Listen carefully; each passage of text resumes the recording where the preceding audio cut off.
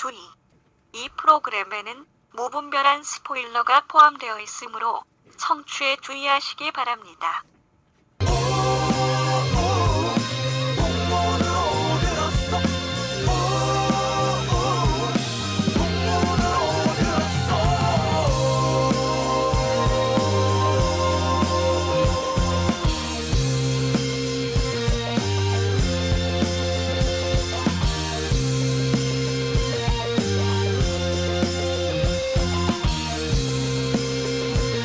풍문으로만 듣는 방송 시네타운 19.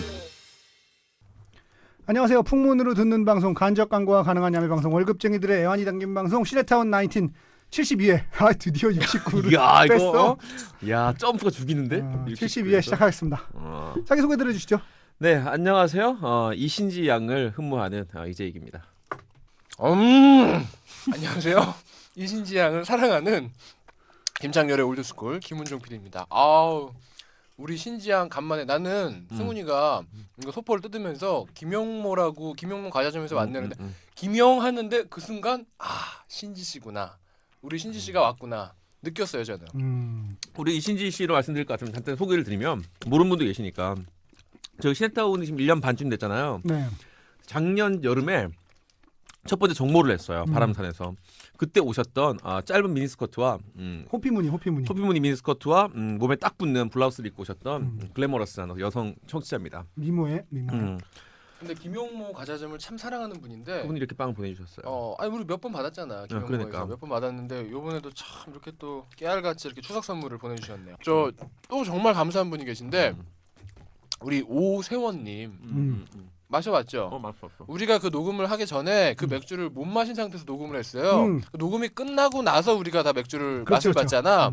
그래가지고 그거에 대한 품평을 못하고 뭐 지난주에 뭐 사물 아담스니 뭐 어쩌고 그지 같은 맥주들 얘기했는데 맥주는 역시 하와이 맥주가 그럼. 와 정말 맛있더라. 그럼. 어떤 게 제일 맛있었어요?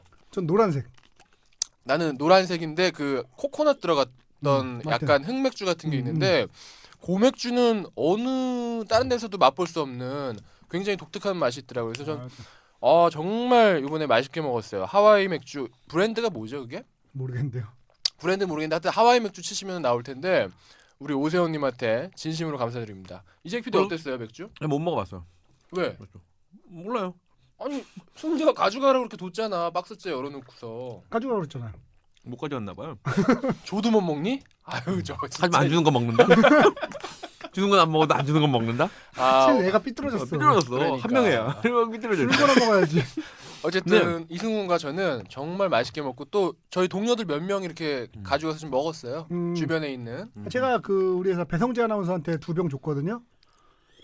성재한테 주니까 오우 쉣! 이러더니 자기가 하와이에서 너무 맛있게 먹었던 맥주라며. 아 진짜? 너무 고맙다며. 하와이 심지어 하와이에서 뭔가 고급스러워 보이는데.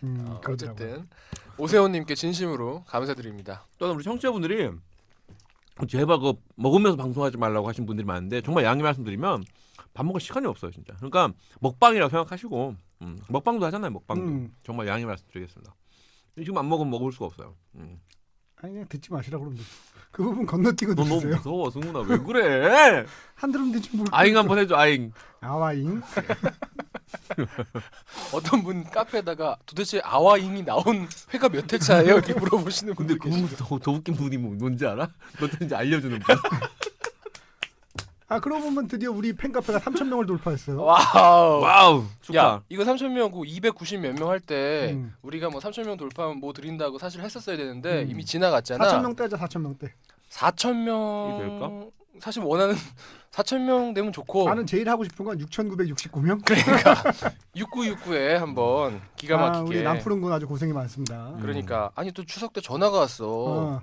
카페지기가 문안 인사까지 또 정말 이 남푸른님 카페지기 진심으로 감사드리고 그래도 푸른이가 전화 갖고 올 때 못 받을 때가 있는데 푸른아 형이 못 받으면 못 받을만 해서 못 받는 거야. 안 주는데 먹고 있을지도 몰라. 그러니까. 어쨌든 4천, 3천 어떻게 하지? 뭐 하나 우리가 또 지금 걸고 드리고 싶은데 그러면 4,069명? 너무 멀고 3333. 3,333명 어때? 3,333명. 그래요, 좋아요. 그래요. 삼포카. 오케이. 그러면 카드를 칠 줄도 모르면서 뭘 3,300 야구도 줬었어. 이래. 아니 그거 알 수가 있나? 3,333번째 가입자를 알 수가 있나? 프로니까 알아서 하겠지. 어쨌든 남프로님이 알아서 해주시는 걸로 알고 그거 뽑아서 뭐 할까요? 뭐 선물 좀 드리자고 우리가. 시원한 걸로 드릴게요. 소정의 선물. 시원한 거? 각자 애장품 하나 갑시다. 나 하나 걸게. 뭐? 레드 제프는 AP 하나 걸게요. 한 애장품이 없는데. 그럼 그거 안 걸래 나도. 그거 몇십만 원씩 하는 건데. 어쨌든 요번에 3,333번째 CD 비싼 거 음. 다이나믹 듀오 1집이 요새 비싸다던데 그거 줄까? 한 애장품 하나씩 갑시다. 어쨌든 3,333번째 분은 뭐 레드 제플린이요? LP? 받으시는 걸로 결정났습니다. 야 그러네. 그래. 그리고 4,444번째는 뭐야? 뭐 주실 거예요? 아니 우리는 이제 저기 우리는 4,069로 가야지. 4,069번째로. LP가 내가 고등학교 1학년 때 네. 정말 피 같은 용돈 모아서 한 거예요. 버스 해수권 끊어가지고 하는 거 알지? 10장짜리 11장으로 만드는 거. 12장까지 만들었는데 그게 12장은 양아치다. 89년인가 90년도 돈으로 25,000원이었으니까 얼마야 지금 돈으로 치면 사실 그때 가격이 중요한 게 아니고 지금 이제 희귀분이 돼서 지금 뭐 오리지널 LP는 비쌉니다. 그래. 어쨌든 우리 3,333번째 그러고 카페 보면 가입자분 이제 축하드리고요. 3D 프린터라는 게 아시죠 뭔지? 3D 프린터가 나오면서 LP를 이제 만들 수가 있게 됐대요. 그렇죠. 만들 수 있죠. 그래갖고 LP를 이렇게 만든다고 그러더라고. LP야말로 3D 프린터에 가장 적합한 네. 그런 물체 중에 하나죠. 정말 소문난 잔치 먹을 거 없다고 지난 회에 재미없었잖아요. 69회 솔직히 말씀드리자면은 솔직히 말씀드리면 평소에도 재미없어요. 아니 그러니까 어쨌든 지난 회에도 왜 재미없었잖아요. 근데 사실은 지난 회에 정말 이게 마케팅의 힘이구나. 69회라니까 간만에 탑10 한번 들었던 거 아시죠? 간만에 순위가 좀 올랐었어요. 69회인데 결론적으로 뭐 69회는 사실은 아닌 걸로. 사연 소개해 주죠. 자 위로를 추석도 지났는데 위로 한번 드립시다. 구구돌수님 우리 애청자 구구돌수님께서 좋아하는 그룹이에요. 저 개 같은 내 인생을 패러디해서 잣 같은 내 인생 잣같이 안 풀리네 공 같은 여친한테 차여 잣같네 이름만 쓰면 합격하는 시험 떨어져 잣같네 끊었던 담배 다시 피다 거꾸로 물어 잣같네 가슴 속 헛된 잣 다 버린다 잣같이 부서져라 시발 그 시절이 오면 그 잣을 띄우리라 반복 마지막 잣을 띄운다 제목은 그 잣을 띄우리라 왜 이렇게 다들 시를 써? 자 구구돌수님의 잣 같은 내 인생 위로 좀 해드리세요. 뭐 그럴 때가 있죠. 그럴 때가 있는데 또 그럴 때가 있다는 건 무슨 뜻이냐면 안 그럴 때도 있다는 뜻이에요. 그래서 조금만 더 견뎌보시는 게 어떨까 싶습니다. 그래요. 자 그리고 우리 가리온님, 김재훈 과장님, 우리 저 구로 디지털 단지의 김재훈 과장 기억나시죠? 우리 그 오늘 여러 가지로 첫 종모의 그 추억들이 많이 올라오네. 그러니까. 우리 신지 씨도 그렇고. 추억은 방울방울인데요. 우리 저 하마 출산에 감명받았던 우리 가리온님께서 간만에 외를 주셨습니다. 자 가리온님께서 제안을 하나 하셨는데. 안녕하세요. 오랜만이네요. 첫 번기에 나갔던 구로 디지털 단지의 김 차장입니다. 잘 듣고 있는데 최지용 씨처럼 메일을 잘 보내진 않고 있습니다. 요즘엔 자짜도 꽤 재밌는 게 발견되지 않네요. 이분 우리 저 채찍질을 하십니다. 좀 재미를 위해 제가 한겨레 잡지 1년 구독권 2개를 지원하고 싶습니다. 그러니까 뭐 시내 21이나 한겨레 21을 1년 구독할 수 있는 거를 2개를 지원하시겠대요. 우리 가리온님께서 예를 들어서 자짜 찾기 같은 주제를 PD님들이 정하시고 뽑아가지고 주면 2명을 추첨해서 보내주시면은 뭐 시내 21이나 한겨레 21이나 뭐 이코노믹이나 뭐 이런 것들을 보실 수 있는 그 구독권을 후원하시겠다고. 좋다. 우리 또 감사드립니다. 상품을 청취자가 주는 방송. 레드 제플린. 갑니다. 야, 청취자도 이 정도 하는데. 그럼. 그러니까 정말 감사드리고요. 우리가 뭐 하나를 걸어가지고 2분을 뽑아서 드리도록 하겠습니다. 네. 야, 이렇게 또 너무 감동적이지 않아? 청취자가 그러니까. 자기가 다른 청취자에게 선물을 주겠노라고. 그러니까. 자작 같은 거 좀 재밌는 거 좀 찾아보라고. 이제 뭐 두레나 푸마시 이런 게 생각이 나는. 진짜. 오늘 방송 좋네요. 시작부터. 따뜻하네. 69회보다 나아요. 그러니까. 훨씬 나아요. 처음부터. 일단 개미학교로 이미. 짜짜. 다음은 이인수님 2006년 여름에 있었던 떡 스토리라고 해주셨습니다. 추석 연휴 잘 보내셨는지요? 저는 시네타운 19의 애청자 곤잘레스입니다. 왜 웃어? 왜 웃어요? 곤잘레스라는데. 아 근데 이름이 곤잘레스인데 작으면 안 될 것 같아. 연휴 직후라 일 손이 잡히질 않네요. 떡에 관련된 짧은 에피소드 하나 전합니다. 떡 스토리지만 야한 내용은 없습니다. 혹시라도 소개가 된다면 꼭 이재익 PD님께서 읽어주세요. 여기 2006년부터 읽으면 돼요. 오케이. 이름이 뭐 김인수? 곤잘레스라니까. 이인수. 곤잘레스라니까. 왜 그래. 인수더 곤잘레스. 자, 2006년 여름쯤 모바일용 성인 컨텐츠 촬영 때 있었던 일입니다. 아시죠? 그 이렇게 좋네. 핸드폰으로 보는 거. 좋네.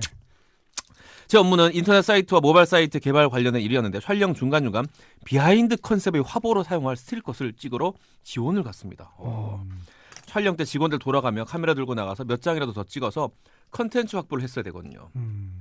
암튼 신세계를 구경할 마음에 현장 출입 전부터 마음이 요동치고 있었습니다. 후끈한 촬영장 분위기 덕분에 바지 텐트가 사그라들지 않아. 이분 건강하신 분이네. 개미야끼 같은 분이네 아주. 구석에서 의자에서 앉아 10분 정도 일어나지도 못했습니다. 오, 지속력도 좋고.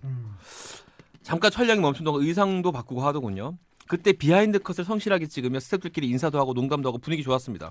근데 얘기 중에 우연하게 떡이란 표현이 나오게 됐습니다. 희덕거리는 우리에게 떡 감독님이 오시더니 주의를 주더군요. 아, 떡이라는 표현을 쓰면 되냐고. 떡 감독님이 오셨다고? 그 이제 찍는 감독님. 떡이라고 그런 표현 쓰면 아니 그러면 떡 감독님 밑에 일하는 사람은 조떡 감독이야? 그래 좋다. 떡이라는 표현을 쓰면 그 배우들한테 신뢰라고 우리를 꾸짖었습니다. 그래서 우리가 우리가 경솔했구나 했습니다. 우리보다 나이는 어린 감독이었지만 이게 바로 프로구나 했습니다. 떡 감독. 10여 분 쉬는 동안 성실하게 스틸컷을 담았고요. 마침내 촬영 사인이 들어와서 저희는 뒤로 빠지게 됐습니다. 이때 그 떡 감독님께서 직접 촬영할 체위를 남녀 배우들에게 설명합니다. 그리고 촬영장을 또다시 달고 있을 떡 감독님의 사인이 계속됩니다. 자, 조명 레디 치세요.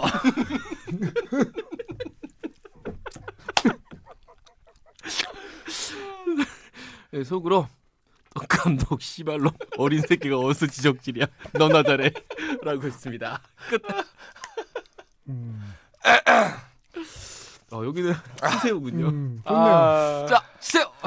떡 감독. 자 돌았어. 레디. 치세요. 우리 저 곤잘레스님의 떡에 대한 추억이었습니다. 네.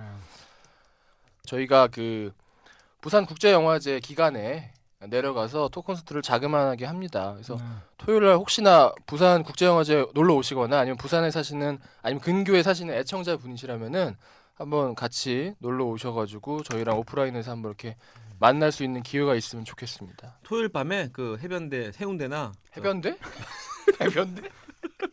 얼바인데이 말고는 아무 의미가 없어. 다른 데는 해운대나 광안리 근처에서 어슬렁거리고 있는 어리버리해 보이는 3명의 서울 남자를 보면 잣잣을 외쳐주시면 저희가 어쨌든 부산에서 좀 여러분들 많이 좀 만났으면 하는. 근데 진짜 72회가 훨씬 더 69회 같네. 바꾸면 안 돼요? 이걸 69회로? 시네타운 19에 보내는 두 번째 메일 하면서 박군님께서 박군 저는 부산에 사는 35살 애완이 가득한 직장인 구라미슈입니다. 구라미슈는 아니 우리 청취자 중에 박씨가 많아요. 그러니까 구라미슈는 뭐야? 두 번째 이메일임에도 지난주에 읽히지 않는 걸 보니 아마 많은 분들의 사연에 묻혀버린 모양이군요.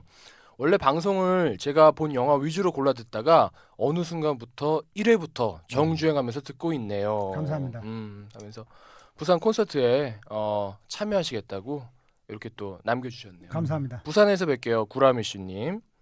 박군. 여기 사진도 나와 있네. 잘생기셨어요. 우리 박군. 자, 부산에서 뵙겠습니다. 자, 다음은 조경수님께서 69회 청취 후기라고 해서 69회 청취 후기. 안녕하세요. 할일 없다입니다. 이분이 할일 없다시구나. 추석 면접은 잘 보내셨는지요? 직접 듣지 못해 다행이지만 이재익 PD는 노래를 불렀고 노래까지 했어? 우리 이동영 작가라고 제가 아끼는 동생이 있잖아요. 둘이 같이 노래 대결했어요. 노래를 불렀어? 이 작가 대 이 작가로. 노래를 불렀어? 노래 불렀어요. 그렇게 공중파를 그렇게 낭비했어? 야이씨! 국민의 재산이라고. 김은정 PD님은 식은땀을 흘렸으며 이거 아시죠? 왜 식은땀을 흘렸는지 네이버에서 봤습니다. 이승훈 PD님은 별일 없었던 것 같군요. 내부를 보고 있는데 훈정이 얼굴이 스크린 모니터 위로 훈정이 얼굴이 매지가이. 김은정 PD의 식은땀 흘리는 순간을 귀성 차량에서 같이 보낸 사람으로서 따뜻한 문자를 보내고서 혼자 이런 상상을 했습니다. 아, 이분이구나. 아니 어떤 분이 샵 1077에다가 문자를 보내셨더라고. 거기다가 김은정 PD님 힘내세요, 화이팅, 쫄지 말고요, 자짜 이렇게 보내셨더라고. 그래서 그때부터 기분이 확 풀렸었거든요. 사실은 어쨌든 우리 하리럽다님, 조경수님 감사드리고요. 큰 사건이 있었어요. 근데 사실은 이수영의 파워FM에서 더 큰 사건이 있었네. 에이 왜 자꾸 그래요? 한 방 맞았어. 말 못다 아이가. 어쨌든 우리 하리럽다님 진짜 진심으로 감사드립니다. 자, 다음은 이분 좀 이름 어려운 거 쓰시네. 앤소니 버클리. 앤소니 버클리. 듣고 보니 그렇게 어렵진 않네. 앤소니 버클리가 그렇게 잠깐만. 어려워요? 이해시켜봐라. 너 한번 해봐. 앤토니 버클리. 이거 안 어려우지. 되네요. 어려운 이름 맞지? 한 어려운 막시밀리안 해커 정도 돼야 나는 어려운 이름인 줄 알았는데.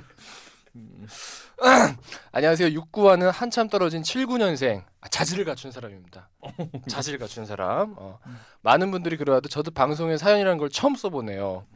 방송에 사연 보내는 건 좀 게이스러워서. 하지만 69회를 듣고 나니 관음증 마초보다는 자짜꾸러기 게이가 즐거운 삶이라 각성하게 되어 사연 보냅니다. 대망의 69회 신세계편 이후에 부진을 털어버린 최고의 감동이었습니다. 어흥. 이분은 저 호랑이 자세, 굉장히 타이거 자세 감동하신 것 같은. 이왕 커밍아웃 한 김에 부탁 하나 드리면 번외편이라도 좋으니 66회 퀴어 자짜 특집 부탁드립니다. 마지막으로 김은정 PD님의 발랄한 박수를 들을 때마다 생각나는 음악이 있어 첨부합니다 라고 하면서 워터보이즈 TV판 시즌2에서 뭐 음악을 하나 보내주셨어요. 제 발랄한 박수를 들으면 이게 정말 발랄하다. 근데 이거 약간 치는 소리 같지 않나요? 레디 주세요.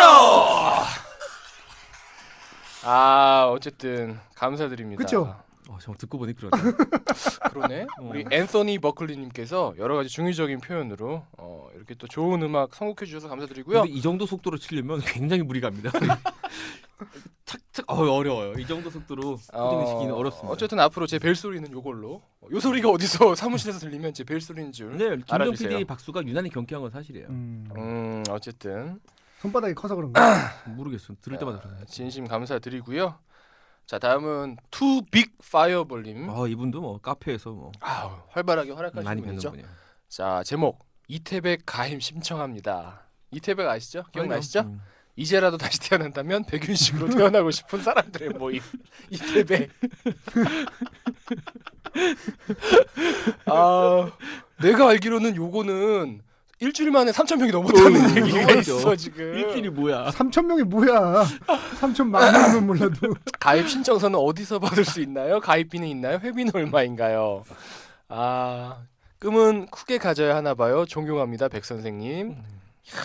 하면서 우리 저 백 선생님에 대한 존경, 오마주를 이렇게 담아주셨습니다.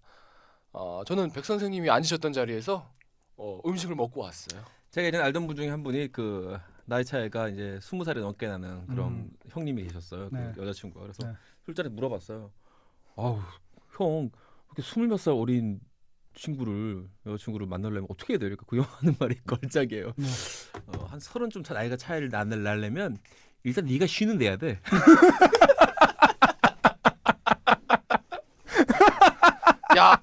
야, 안 돼, 우리는 안 돼. 야, 나보다 30살 얼마 9살이야. 야, 정답이네. 거기서 정답이 있네. 존나 멋있지 않아? 일단 내가 쉰을 넘어야 돼. 그래야 이게 합법적으로 가능한 그러니까. 이게 사회 미풍양속을 해치지 않고. 그렇구나. 정답을 얘기해 주셨네. 우문현답이라는 게 바로 이런 게 아닌가 싶습니다. 그러네요. 네, 사연 소개 다 하셨나요? 네. 알겠습니다. 오늘 본 내용 들어가도록 하겠습니다. 오늘 영화 컨저링입니다. 아우! 줄거리 소개해 주시죠. 어우 정말 너무 보다가 컨저링 제가 정말 좋아하는 제임스 wan 감독 컨저링입니다. 생긴 거는 저기 뭐 파타야에 놀러 가면은 그 야시장에서 많이 볼 수 있는 얼굴이에요. 새우 팔고 이런. 한국 돈 받아요. 봐봐. 이 사진 보면서 한번 얘기해봐. 세부 가면은 보트 이렇게 운전할 오, 것 같은 그분이에요. 그분이에요. 아니면 왜 릭샤라 그러잖아. 이거 이거 끌고서 막 아니 툭툭이라고 하죠. 툭툭. 아니 단순히 외모 보는 게 아니라 헤어스타일이 봐봐 날리는 머리가. 나 이거 인상도 그래. 인상이 딱 툭툭 운전할 것 같아. 하여튼 그렇습니다. 우리 제임스 완 감독님. 스토리는 뭐 공포 영화가 모든 공포 영화가 그렇듯이 간단합니다. 어떤 가족이 아빠, 엄마 그리고 딸 넷인가요? 다섯 명이 있는 오자매가 있는 굉장히 뭐 집안에 큰 문제가 없는 아주 화목한 그런 집안이 돈은 좀 문제가 있지. 집이 좀 좀 어렵긴 하죠. 집이 좀 어렵지. 한적한 곳에 이제 그 약간은 버려지다시피 한 그런 넓은 주택을 사가지고 이사를 오게 됩니다. 근데 이사를 와서 자는데 조금씩 그 집에서 이상한 일들이 일어나는 거예요. 그래 조금이요? 엄청나게 처음에는 이상한 조금에 처음에는 엄청난 일인 것 같은데. 뭐 이상한 소리가 들린다거나, 응? 뭐 한기가 느껴진다거나 또는 구역질 나는 그런 냄새가 난다거나. 처음에는 뭐 그럴 수도 있겠지 하고 넘어갔는데 이 엄마 몸에 멍이 들기 시작하는 거야. 멍이 이유 없이. 그리고 자다가 누가 발을 훅 잡아당기는 그런 느낌이 듭니다. 아이들도 자다가. 또 심지어 그중 애 하나는 원래부터 목류병이 있어. 그 집이 너 왜 이렇게 웃니? 아니 미안한데 정말 미안한데 이거 하나만 짚고 넘어가자. 여기 김영모 가자좀 브로셔가 있는데 여기서 내 눈을 사로잡는 게 하나 있었어. 페스트리 쑥떡. 밑에 설명이 이렇게 나와 있다. 쑥떡을 품고 있는 맛있는 페스트리. 이 새끼 미친 것 같아. 돌았어. 뭐야? 야, 방송을 집중해 이 새끼야. 똥이 한마디로 다음 주에 페스트리 쑥떡 먹고 싶다. 머릿속에 똥이 가득 차. 베네피질 대신 똥이야. 베네피질이 없어. 그냥 똥이야. 그 집에 베네피질 성분이 탄수화물로 돼 있어. 돼 있어. 쫀득쫀득해 근데. 베네피질이. 집에 이상한 일이 생기는데 멍이 들고 하다가 상태가 자꾸 심각하다가 이게 그냥 일반적인 우연의 일치라거나 자연 현상이 아니라는 이제 상황이 벌어집니다. 네. 그래서 이제 이 사람들이 도움을 청한 사람들이 누구냐면 워렌 부부라고 알려진 네. 부부가 있어요. 남편도 이제 그 신학과 심리학 이런 것들을 상당히 정통한 그런 남자고 여자 또한 그런데 이 부부는 특이한 게 여자가 한번 우리나라 말로 치면 귀신이 씌운 적이 있던 여자인 거예요. 그렇죠. 그러니까 사이코메트러죠 원래 사실은. 이 영매 역할을 했던 우리나라로 치면 귀신신 거죠. 신이 들어갔다 나온 여자인 거예요. 이게 근데 다 실화라며. 그 싫어. 그 뒤에 사진도 나오잖아. 실제 그 보는 사진도. 그 부부가 있는데 이 두 부부가 자신의 그런 아픔을 딛고 자신과 비슷한 고통을 받는 사람들에게 상담도 해주고 강연회도 열고 이런 말하자면 좋은 활동을 하면서 살아가고 있는 도중에 이 주인공 가족을 만나게 되는 거죠. 그래서 주인공 가족을 이제 도와주러 이 두 부부와 함께 뭐 다른 스태프들 몇 명이 또 갑니다. 뭐 교수도 있고 뭐 경관도 하나 있고 그 집에서 묵으면서 이제 현상들을 연구하는 거예요. 방마다 녹음기도 설치해놓고 마이크도 잡아놓고 카메라도 달아놓고 여러 가지 이제 역할을 합니다. 그리고 또 하나 이 십자가 같은 것들 성스러운 물건들을 다 곳곳에 배치해놓고 있습니다. 이 두 부부에게는 한 가지 방법이 어렴풋이 떠오르긴 해요. 만약 이 집에 진짜 귀신이 있다면 그 귀신이 가족들에게 쉬인다면 이제 엑소시즘이라 그러죠. 그 의식을 해야 된다. 고대부터 전해 내려온 악귀 쫓는 의식을 이제 해야 된다. 그 확신을 하게 되는 거죠. 확신을 하지 못하고 그 확신을 하려고 이제 이런 며칠씩 자면서 이제 증거를 잡으려고 하는 거죠. 왜냐하면 그 엑소시즘이라는 게 마음대로 할 수 있는 게 아니라 교황청의 재가를 얻어야 할 수 있는 일이에요. 근데 교황청의 재가를 얻으려면 증거를 보여줘야 되는 거죠. 증거를 찾아 기다리고 있는데 무서운 일들이 일어납니다. 그 전에는 굉장히 숨어서 살짝 이렇게 일어나는 일들이 노골적인 위협과 힘이 돼서 가족들을 움직이는 거죠.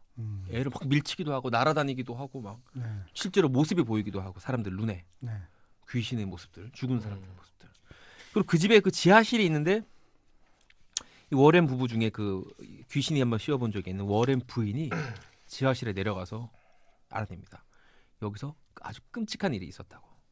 그러면서 영화 중반 넘어가면서 그 집을 둘러싸고 아니 그 집에서 벌어졌던 어떤 끔찍한 사건의 실체가 조금씩 나타나게 됩니다. 그게 뭐냐면 그 사타니즘이라고 하죠 보통. 그 기독교는 이제 그 서양 세계에서는 아주 오랫동안 요즘은 많이 그런 희석이 됐지만 아주 오랫동안 기독교를 신실하게 믿지 않으면 다 이단으로 규정했으니까. 네.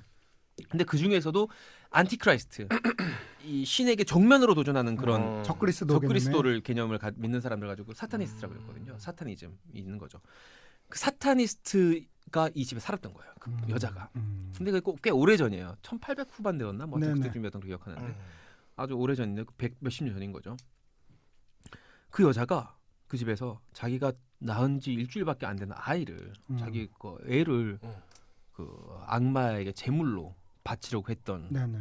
시도죠. 죽진 않았고 시도를 했던 사건이 있었던 거죠. 그래서 그 남편이 그걸 알고 이제 막으니까 그 여자가 사탄에게는 이제 애정을 고하며 또 그리스도에게는 저주를 하면서 이 집에서 얼쩡거리는 이 근처 땅에서 얼쩡거리는 모든 놈들을 다 죽여버리겠다고 저주를 퍼부은 후에 목을 메고 그 나무에 자살해 버립니다. 실제로는 자살하지는 않았다고 그러더라고요. 이게 실화잖아요. 실화예요. 실제로는 그냥 늙어서 죽었대요. 잘 늙어서 당뇨도 오고 막 이렇게 하다가 고관절 생기고 막 이러면서 소변도 뿌얘지고. 하여튼 그 여자가 그 영화 속에서는 그 목매달고 죽은 걸로 돼 있어요. 그 마루에서 저 마당에서. 그래서 그런데 그 여자가 죽은 이후로 이상한 일들이 벌어진 거죠. 이웃집 아이가 익사하기도 하고 동네 살던 하녀가 죽고 막 이런 죽음과 저주에 관련된 이상한 일들이 많이 생기고 그 지하실에서 끔찍한 일이 벌어지고 막 이런 이제 의식들이 치러진 그런 집이라는 거예요. 대대로 그런 안 좋은 죽음과 저주의 역사가 되풀이됐던 집이라는 거죠. 네. 그 집에 이제 그 악령들이 다 모여 사는 거예요. 말하자면 악령들의 소굴인 거예요, 그 집이. 네. 그래서 이제 그 악령들과 이제 그 워렌 부부를 중심으로 한 그 사는 그 7가족과의 사투가 이제 그날 밤 벌어집니다. 네. 그런데 그 며칠 전에 그 집에 살던 그 악령 중 하나가 이 집주인 아줌마 입을 통해서 몸에 들어가 버린 거예요. 악령이 쉬인 거죠. 그래서 이제 마침내 그 결전의 날 밤에 그 엑소시즘을 이제 행할 수밖에 없게 됩니다. 네. 왜냐하면 여자가 날뛰는 거예요. 욕을 하고 내 몸에 악마가 있기 때문에 악마의 언어로 이야기하고 악마의 행동들을 하게 되는 거죠. 그리고 엑소시즘을 할 때 막 피를 토하고 난리가 나는 거죠. 의자에 묶어놓고 이제 주술을 외우는데 정말 끔찍한 장면들이 벌어지는데 이 여자가 잠깐 풀려난 틈을 못 참고 칼을 들고 자기 친 자식한테 가가지고 자식을 죽이려고 하는 거예요. 마치 약 한 100몇십 년 전에 이 집 원래 주인이 그러려고 했던 것처럼 제물로 바치려고 하죠. 그러다 마지막에 결국 그 워렌 부부의 그 헌신적인 어떤 집념과 또 가족들의 사랑 때문에 결국 죽이려고 하던 직전에 마음을 돌려먹고 그리고 선과 악의 대결에 선이 마지막에 이기는 거예요. 그래서 악령이 빠져나가면서 겨우겨우 이 가족들은 평화를 되찾게 된다. 뭐 이런 얘기 되겠습니다. 김종필님 어떻게 보셨어요? 난 졸라 힘들게 봤어요. 진짜. 나도 무섭더라 이거. 영화가 아니 이렇게 난 이 영화 중에서 이렇게 문 닫히는 게 이렇게 문이나 그렇게 무서운 영화는 처음이야 정말. 아니 저는 이 제임스 완 감독의 영화를 많이 보진 못했어요. 기껏 봤다는 게 소울 시리즈 한두 편 봤는데 데스티네이션 안 봤어요? 데스티네이션 보고요. 다 봤네 그럼. 또 시작했어. 제임스 왕이 한 게 데스티네이션 쏘밖에 없는데 2개 봤으면 다 본 거지. 그럼 뭐 이상한 사람이야. 어쨌든 이 제임스 완 감독이 굉장히 인시디어스는 혹시 봤어요? 아니 그 영화는 요번에 보고 싶었는데 보고 이 방송을 들어오려고 그랬는데 도저히 못 보겠더라고. 이거 하나도 힘든데 2편까지 못 보겠더라고. 그래서 봤는데 이 이제 제임스 완 감독이 이제 동양계로서 이제 꽤 할리우드에서 지금 공포 영화로서는 자리를 잡았잖아요. 꽤 정도가 아니죠. 최고예요. 최고예요. 최고. 거의 뭐 공포 영화 장르 이상 누구 있어? 없어. 컨저링 같은 경우에도 지금 뭐 아이언맨 3를 북미에서는 이겼다고 제가 들었어요. 어마어마한 박스 감독이에요. 오피스에서는. 소우는 뭐 예. 말할 것도 없고 데스티네이션도 그렇고. 근데 항상 이제 본인이 갖고 있는 그 재기 발랄함이나 이런 것들을 어떤 굉장히 잘 녹였다고 생각을 해요. 대표적으로 소우 같은 경우는 공포 영화가 이렇게도 공포 영화가 이루어질 수 있구나 그런 생각을 들게 할 정도로 굉장히 아이디어가 좋고 천재적인 감독인데 늘 항상 이제 요리로 치자면은 퓨전을 막 하다가 이번에 드디어 자기 인생 커리어 몇 년 만에 정통 요리 한번 도전해본 그런 느낌이었어요. 아니 공포 영화 전문가네. 제가 진짜 공포 영화 좋아하는데 공포 영화 전문가네요. 정확한 분석이야. 그래서 어쨌든 맨날 이렇게 막 맛있고 재밌고 막 재기발랄한 이런 퓨전을 하다가 정통 요리를 했는데 그러니까 아이디어로 승부한 게 아닌. 그렇죠. 공포 영화가 갖고 있는 그 본질적인 클래식한 호러물. 클래식에 그냥 완전히 그냥 쑥 칼을 꽂았는데 제 생각에는 저는 뭐 공포 영화 잘 모르지만 굉장히 아니 잘 알고 있어요. 잘 만든 것 같아. 정말 웰메이드라는 느낌. 웰메이드라는 말을 갖다 붙이기에 아무튼 아주 손색이 없었던 느낌이었고요. 그 또 하나는 이제 제가 갖고 있는 공포 영화의 그 어떤 이런 추억이나 이런 기억 중에서는 이제 제일 대표적인 게 전설의 고향하고 또 하나는 이제 그 엑소시스트라는 영화인가요? 엑소시스트. 몸이 뒤로 네네, 뒤집어져가지고 엑소시스트죠. 거기서 이제 막 그 전형적인 그 엑소시즘 할 때 나오는 얼굴 네네. 여기도 이제 등장을 하죠. 네네. 그런 표정이 등장을 하죠. 네네. 근데 사실은 여기 이제 릴리 테일러라는 그 집의 여주인이 등장할 때마다 네. 그거를 분장하면 딱이겠다 싶은 느낌은 들더라고요. 그래서 음. 처음에 나올 때부터 아 저 여자구나라는 생각은 들더라고. 아, 공포 영화 잘 모른다면 그걸 어떻게 알아? 아니 그러니까 어쨌든 간에 저는 그 엑소시스트 영화를 제대로 보신 적 있으세요? 그럼요. 아, 전 그럼요. 여러 번 봤는데. 원작? 그럼요. 아유, 너무 훌륭한 영화죠. 그렇구나. 오맨하고 엑소시스트는 아주 공포 영화의 최고봉이죠. 쩔죠. 그러니까 오맨과 엑소시스트는 항상 저는 TV에서 이렇게 봤던 기억이 났는데 요번에 이제 요 컨저링을 보면서 그 어떤 공포 영화의 어떤 진수, 정식, 아주 그냥 클래식을 한번 제대로 맛본 느낌이었습니다. 그래서 굉장히 그 힘들게 봤어요. 제가 힘들게 봤다는 얘기는 칭찬입니다. 공포 영화로서. 그래요. 공포 영화 좋아하잖아. 아 싫어한다니까. 난 정말 힘들게 봤다니까. 제임스 왕 영화도 다 보고. 힘들었다니까 진짜. 엑소시스트는 봤어요? 아니 그게 텔레비전에서 봤다니까. EBS에서 봤어요. 뭐 이딴 새끼가 다 있어. 이재 PD 어떻게 보셨어요? 공포 영화 매니아로서. 아, 진짜 저는 뭐 너무 만족스럽게. 음. 정말 막 소리 지르면서 음. 그 감독 그런 생각이 들었어요. 사람이 뭘 잘하게 되면 자꾸 더 잘하고 싶어지잖아요. 그러다 망하거든요. 제임스 왕 감독은 그런 게 없어 좋아. 되게 잘하는데 아주 더 잘하려는 생각이 없어. 잘하는 만큼 잘하는 거야. 아니 근데 왜 이재 PD는 못하는데도 잘하려는 생각이 없어요? 내일은 더 나아지겠죠. 다음 영화는 더 좋아지겠죠. 하여튼 이 제임스 왕 감독은 그런 게 없어서 너무 좋아요. 이번도 마찬가지예요. 지금 보면 영화를 이 사람 일단 한 번 찍으면 시리즈가 5편 6편이에요. 그렇죠, 그렇죠. 수업만 해도 10편이 넘어 이미. 컨저링도 곧 컨저링 13편 이렇게 나올 거야. 컨저링은 20편까지도 만들겠던데. 그러니까 그런 집집만 찾아가도. 그러니까 뭐 영화 편수로도 10몇 편을 찍은 중견도 아니고 이제는 뭐 나이가 어려서 그렇지 뭐 나이도 뭐 어리다고까지는 못하고. 17년생 뭐 하여튼 30대 후반 중반이니까 뭐 하여튼 굉장한 커리어 갖고 있는 감독인데도 불구하고 자기 커리어보다는 소박하게 찍은 건 사실이에요. 여기서 보면 대단한 어떤 혁신적인 뭐가 나오진 않아요. 하지만 흐트러지지 않는 아주 영화를 그걸 보다 보면 그런 생각하는 사람들이 있겠는데 워낙 초반에 호평이 좋다 보니까 되게 무서울 줄 알고 영화를 본 거야 다들. 처음부터 죽여줄 줄 알고 보는데 처음에 재미가 별로 없어요. 싹 흘러가면서 정서도 쌓아주지 않아. 그냥 분위기만 쌓아줘 처음에는. 과하지 않단 말이야. 왜 요즘 나오는 공포 영화들 보면 감독들이 성격이 급하다 보니까 뭔가를 보여줘야 되겠다는 급하다 보니까 일단 첫 장면에서 첫 장면 다 무섭고 10분, 20분쯤 있다 뭐 하나씩 탁탁 나와요.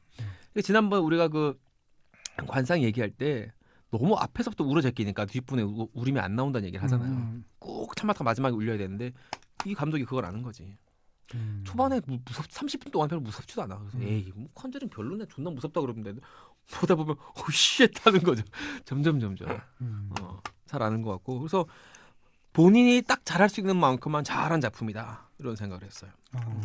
그리고 또 하나 좋은 건 그 전작이 이제 말하자면 뭐 인시디어스도 있지만 보셨어요 인시디어스? 못 봤어요. 소울 시리즈가 이제 말하자면 제일 대표작이잖아요. 데스티네이션은 사실 저예산으로 시작한 실험 작품, 실험성이 있는 그 단편 영화니까 소울은 건데 원 세게 터지면서 그 뒤로부터는 정말 제대로 된 헐리우드 상업 영화가 됐어요. 근데 원 빼고는 사실 소우는 뭐. 원 빼고는 별로 전 소도 3편인가 봤는데 원이 제일 재밌더라고요. 어쨌든 그런데 본인도 이제 막 그런 강박이 있었을 거예요. 내가 공포 영화계의 제임스 왕인데 신성인데 신성인데 뭔가 하나 보여줘야지. 그런 생각하지 않겠어요? 내 자질을 보여주고 싶었지. 에? 아, 근데 보고 싶지 않다고. 얘 내가 좀 막아줘. 공포 영화의 자질을 보고 싶어. 보고 싶지 않다고. 제임스 왕 자질을 보고 싶어. 제임스 왕의 자질을 이번에 많이 보여줬어요. 헤어 누드를 쫙 보여줬어요. 하여튼 그런데 그 힘이 들어갈 법도 했는데 또 아주 영리하게 힘을 탁탁 털어내고 보여줬다는 게 굉장히 좋고 또 최근 이 사람들 전작인 소울 시리즈를 보면 잔인함의 끝을 보여주거든요. 비틀기, 부러뜨리기 이런 거예요. 사실 소울의 양대산맥은 비틀기와 부러뜨리기예요. 그거 왜 뭐가 있어 소울에? 아니 원에는 그 영리한 아이디어가 담겼었는데 투쓰리부터는 투쓰리부터는 고어물로 그냥 고어죠. 그 강박이 있었을 거예요. 하지만 정반대로 가는 거죠. 컨저링에서는 심지어 팔도 부러뜨리지 않아. 제일 잔인한 장면 정도 입에서 피 흐르는 장면 정도 뭐 빼고 뭐 누구 찌르지도 않고 뭐 목이 떨어져 나가지도 않고 정말 무서워서 그렇지 사실 영상만 보면 한 15세? 12세? 12세까지도 가능할 수도 있을 것 같아요. 근데 무섭기로 지금 29세야. 야 정말 대가가 만든 넉넉한 상업물 뭐 이 정도 느낌이 들었습니다. 아주 재밌게 봤어요. 저는 이 영화를 보면서 굉장히 잘 만들었어요. 뭐 공포 영화로서 나무랄 데 없는 건데 이거의 공포 영화는 이제 점점 케빈 인더우즈에서 얘기를 한번 했지만 점점 마케팅에만 의존하고 있는 이 장르로 변질되고 있는 게 아닌가 하는 생각이 들었어요. 뭐냐면 예전에 이제 블레어 위치 프로젝트로 대표되는 이 마케팅의 승리잖아요. 블레어 위치 프로젝트도 사실은 이것도 마케팅의 승리라고 저는 보는 게 무서운 장면이 안 나오는 무서운 영화 이렇게 나오잖아요. 무서운 장면이 열나 나오더구만. 존나 나오게 돼. 씨발 장난해? 잔인한 장면 없이 무서운 영화라고 써야 되는데 무서운 장면 없이. 근데 무서운 장면 없이 마치 이제 격지만 보러 들어갈게 라이프 모텔 들어갈게 뭐 이런 그림이죠. 무서운 장면 없이 무서운 영화라고 그래갖고 엄청 기대했고 무슨 새로운 아이디어를 담아가지고 어떻게 보여줬길래 이게 무서운 장면 없이 무서울 수 있다는데 막 시작하자마자 귀신 뛰어내리고 막 박수 치고 막 그래서 진짜 그거 그거 진짜 나 진짜 뛰쳐나갈 뻔했어. 그래서 무섭지 않았냐 그거 박수치인데? 아우 무섭지 이 사람아 이거. 그래서 이거는 뻥이 아닌가 불하잖아요. 무서운 장면이 없다는 거. 그래서 공포 영화가 점점 이 영화 자체의 힘보다는 마케팅에 의존을 하고 있는 게 아닌가 하는 생각이 좀 들어가지고 이 정도 잘 만든 영화면 차라리 그냥 전공법으로 전공법으로 클래식컬한 공포의 부활이라든지 뭐 이런 식으로 가도 좋을 텐데 그리고 제가 그러니까 저는 뭐 만족스럽게 보기는 했습니다만 제가 기대했던 영화는 아니었다는 거죠. 예를 들면 케빈 인더 우즈를 볼 때 저희가 되게 만족했었잖아요. 그러니까 그런 식의 만족감이 느껴지는 영화는 아니었다는 거죠. 뭐 무서웠고 충분히 공포 영화의 본질에 다가가 있는 그리고 그 굉장히 잘 만든 사실 스토리도 되게 전형적인 스토리잖아요. 뻔하죠. 아까 얘기했잖아요. 정말 클래식이에요. 클래식. 정말 뻔한 스토리인데 그거를 굉장히 잘 만들어서 훌륭한 작품을 만들었는데 그거를 마케팅에 오히려 망쳐놓은 게 아닌가. 그래서 저는 그 처음에 왜 유령이 뛰어내리는 장면, 그러니까 귀신이 뛰어내리는 장면 있잖아요. 그 장면을 보면서 어안이 벙벙했어요.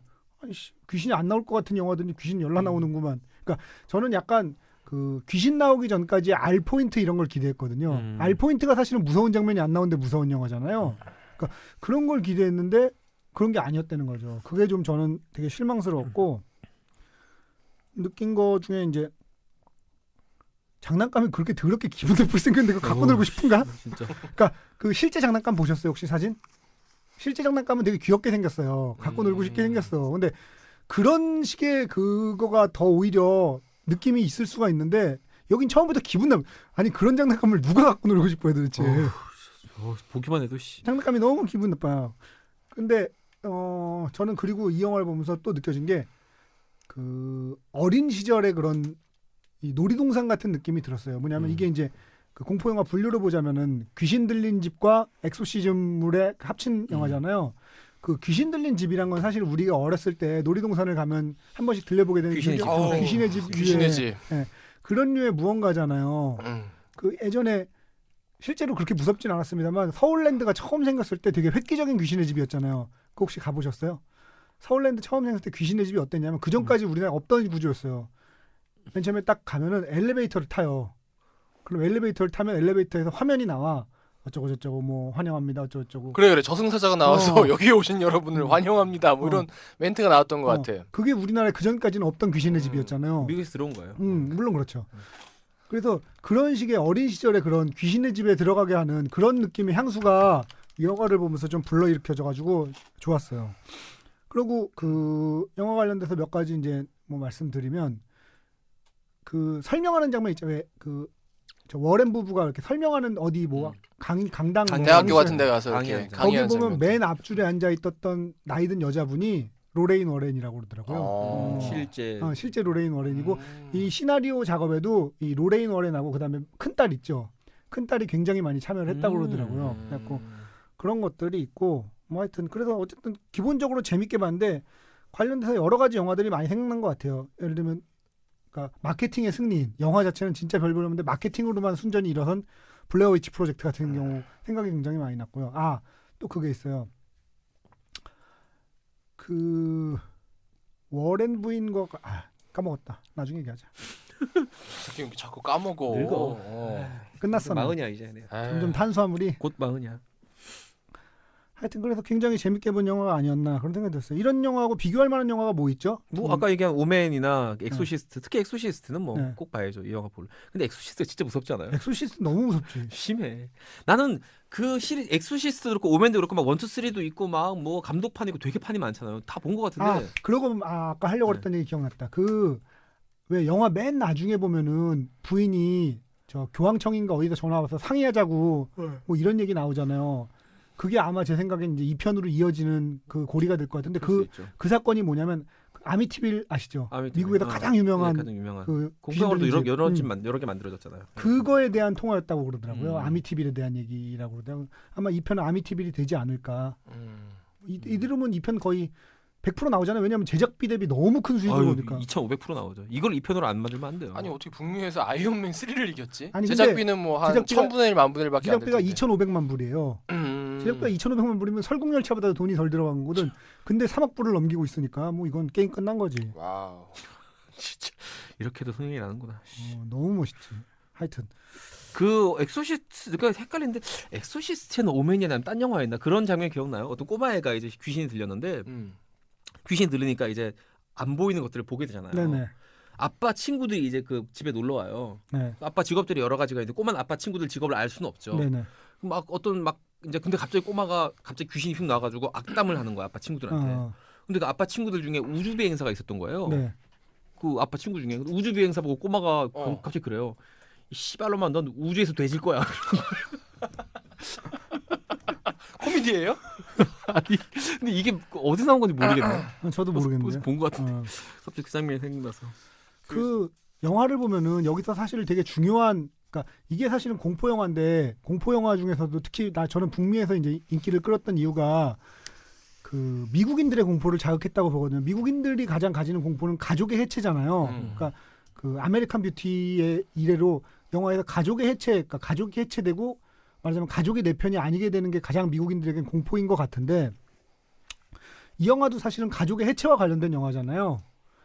그렇게 봤을 때, 그러니까 엄마가 갑자기 귀신 들려가지고 딸을 죽이려고 이런 그러니까 가족의 해체에 대한 공포인데 보면 그 2008년 이후에 이제 금융위기가 되면서 막 사람들이 길거리로 나앉고 캠프촌 생기고 이러면서 가족이 해체되는 모습이 많이 나온 거랑 관련해서 이 영화도 보면은 가족이 이 집으로 이사 오게 된 이유가 사실은 전 되게 중요하다고 봤거든요. 근데 그거에 대한 단서가 거의 안 나와요. 통화할 때 잠깐 나오죠. 이 일을 못 이번에 그 물량을 못 채우면 일을 잃게 된다든지 이런 자기 쫓기고 있다는 그런 가장 경제적으로 굉장히 궁핍하고 여기에 상황이 지금 잠깐 이사 나오죠. 비용하고 수리 비용하고 다 쏟아 넣어서 더 이상 이사도 못 가고 막다른 골목이다. 예, 그러니까 2008년 이후에 금융위기 이후에 지금 되게 캠핑촌 많이 생기는 거 많이 생겼죠. 있잖아요. 뭐 그런 느낌의 상징이라고 볼 수도 아니 근데 있겠죠. 이 집 같은 경우는 경제적인 이유만은 아닐 것 같은 게 왜 그러냐면 집으로 이사를 와서 집을 새로 사면서 그 수리하고 막 이런 데 돈을 들일 수 있을 정도로 돈이 있다는 얘기잖아요. 사실은 이사를 안 하고 그냥 거기 사는 게 훨씬 더 돈을 아낄 수 있는 걸 텐데 집을 수리하고 이러느라고 돈을 다 쓴 거지 그 전에 경제적인 이유로 이사를 왔을 것 같지는 않은 거예요. 그래서 저는 이 집에 이사 오게 된 이유가 되게 중요할 것 같은데 그거에 대한 얘기가 안 나와가지고 그러니까 슬쩍슬쩍 나오는 것도 경제적인 이유가 사실은 아니에요. 어려운 결심해줘서 고마워 뭐 이런 식의 얘기들이 나오는데 그래도 뭘지가 되게 궁금했어요. 그게 아마 이게 1970년대니까 베트남전하고 관련이 된 걸지 뭐 예를 들면 남편이 군대로 끌려가게 생겼는데 도망을 왔다 할지 뭐 이런 류의 뭔가가 아니었을까 싶기는 한데 이게 사실은 가족의 해체랑 관련된 거라서 되게 중요한 부분인 것 같은데 힌트가 안 나와가지고 알겠네요. 남편이 그 여심 여자랑 잤어요. 저는 알겠네요 할 때 그 얘기가 나올 줄 알겠네요. 어쨌든 저는 그 얘기가 나오는 순간 내가 인할 걸 알았네요.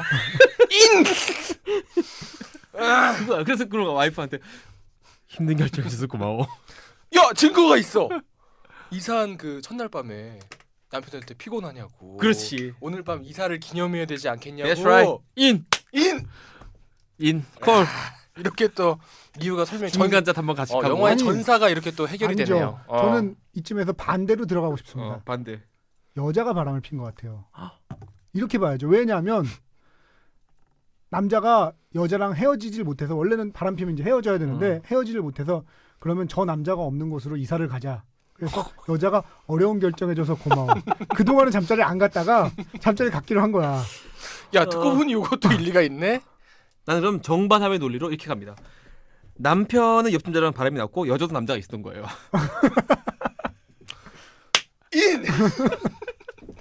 이렇게 이 인류는 항상 정반합으로 이렇게. 야 근데 그 인류 바람난 운명은- 두 명이 다 부부야 알고 보면. 됐네 결정됐네. 그거네. 정리됐습니다. 아 오케이. 그거네.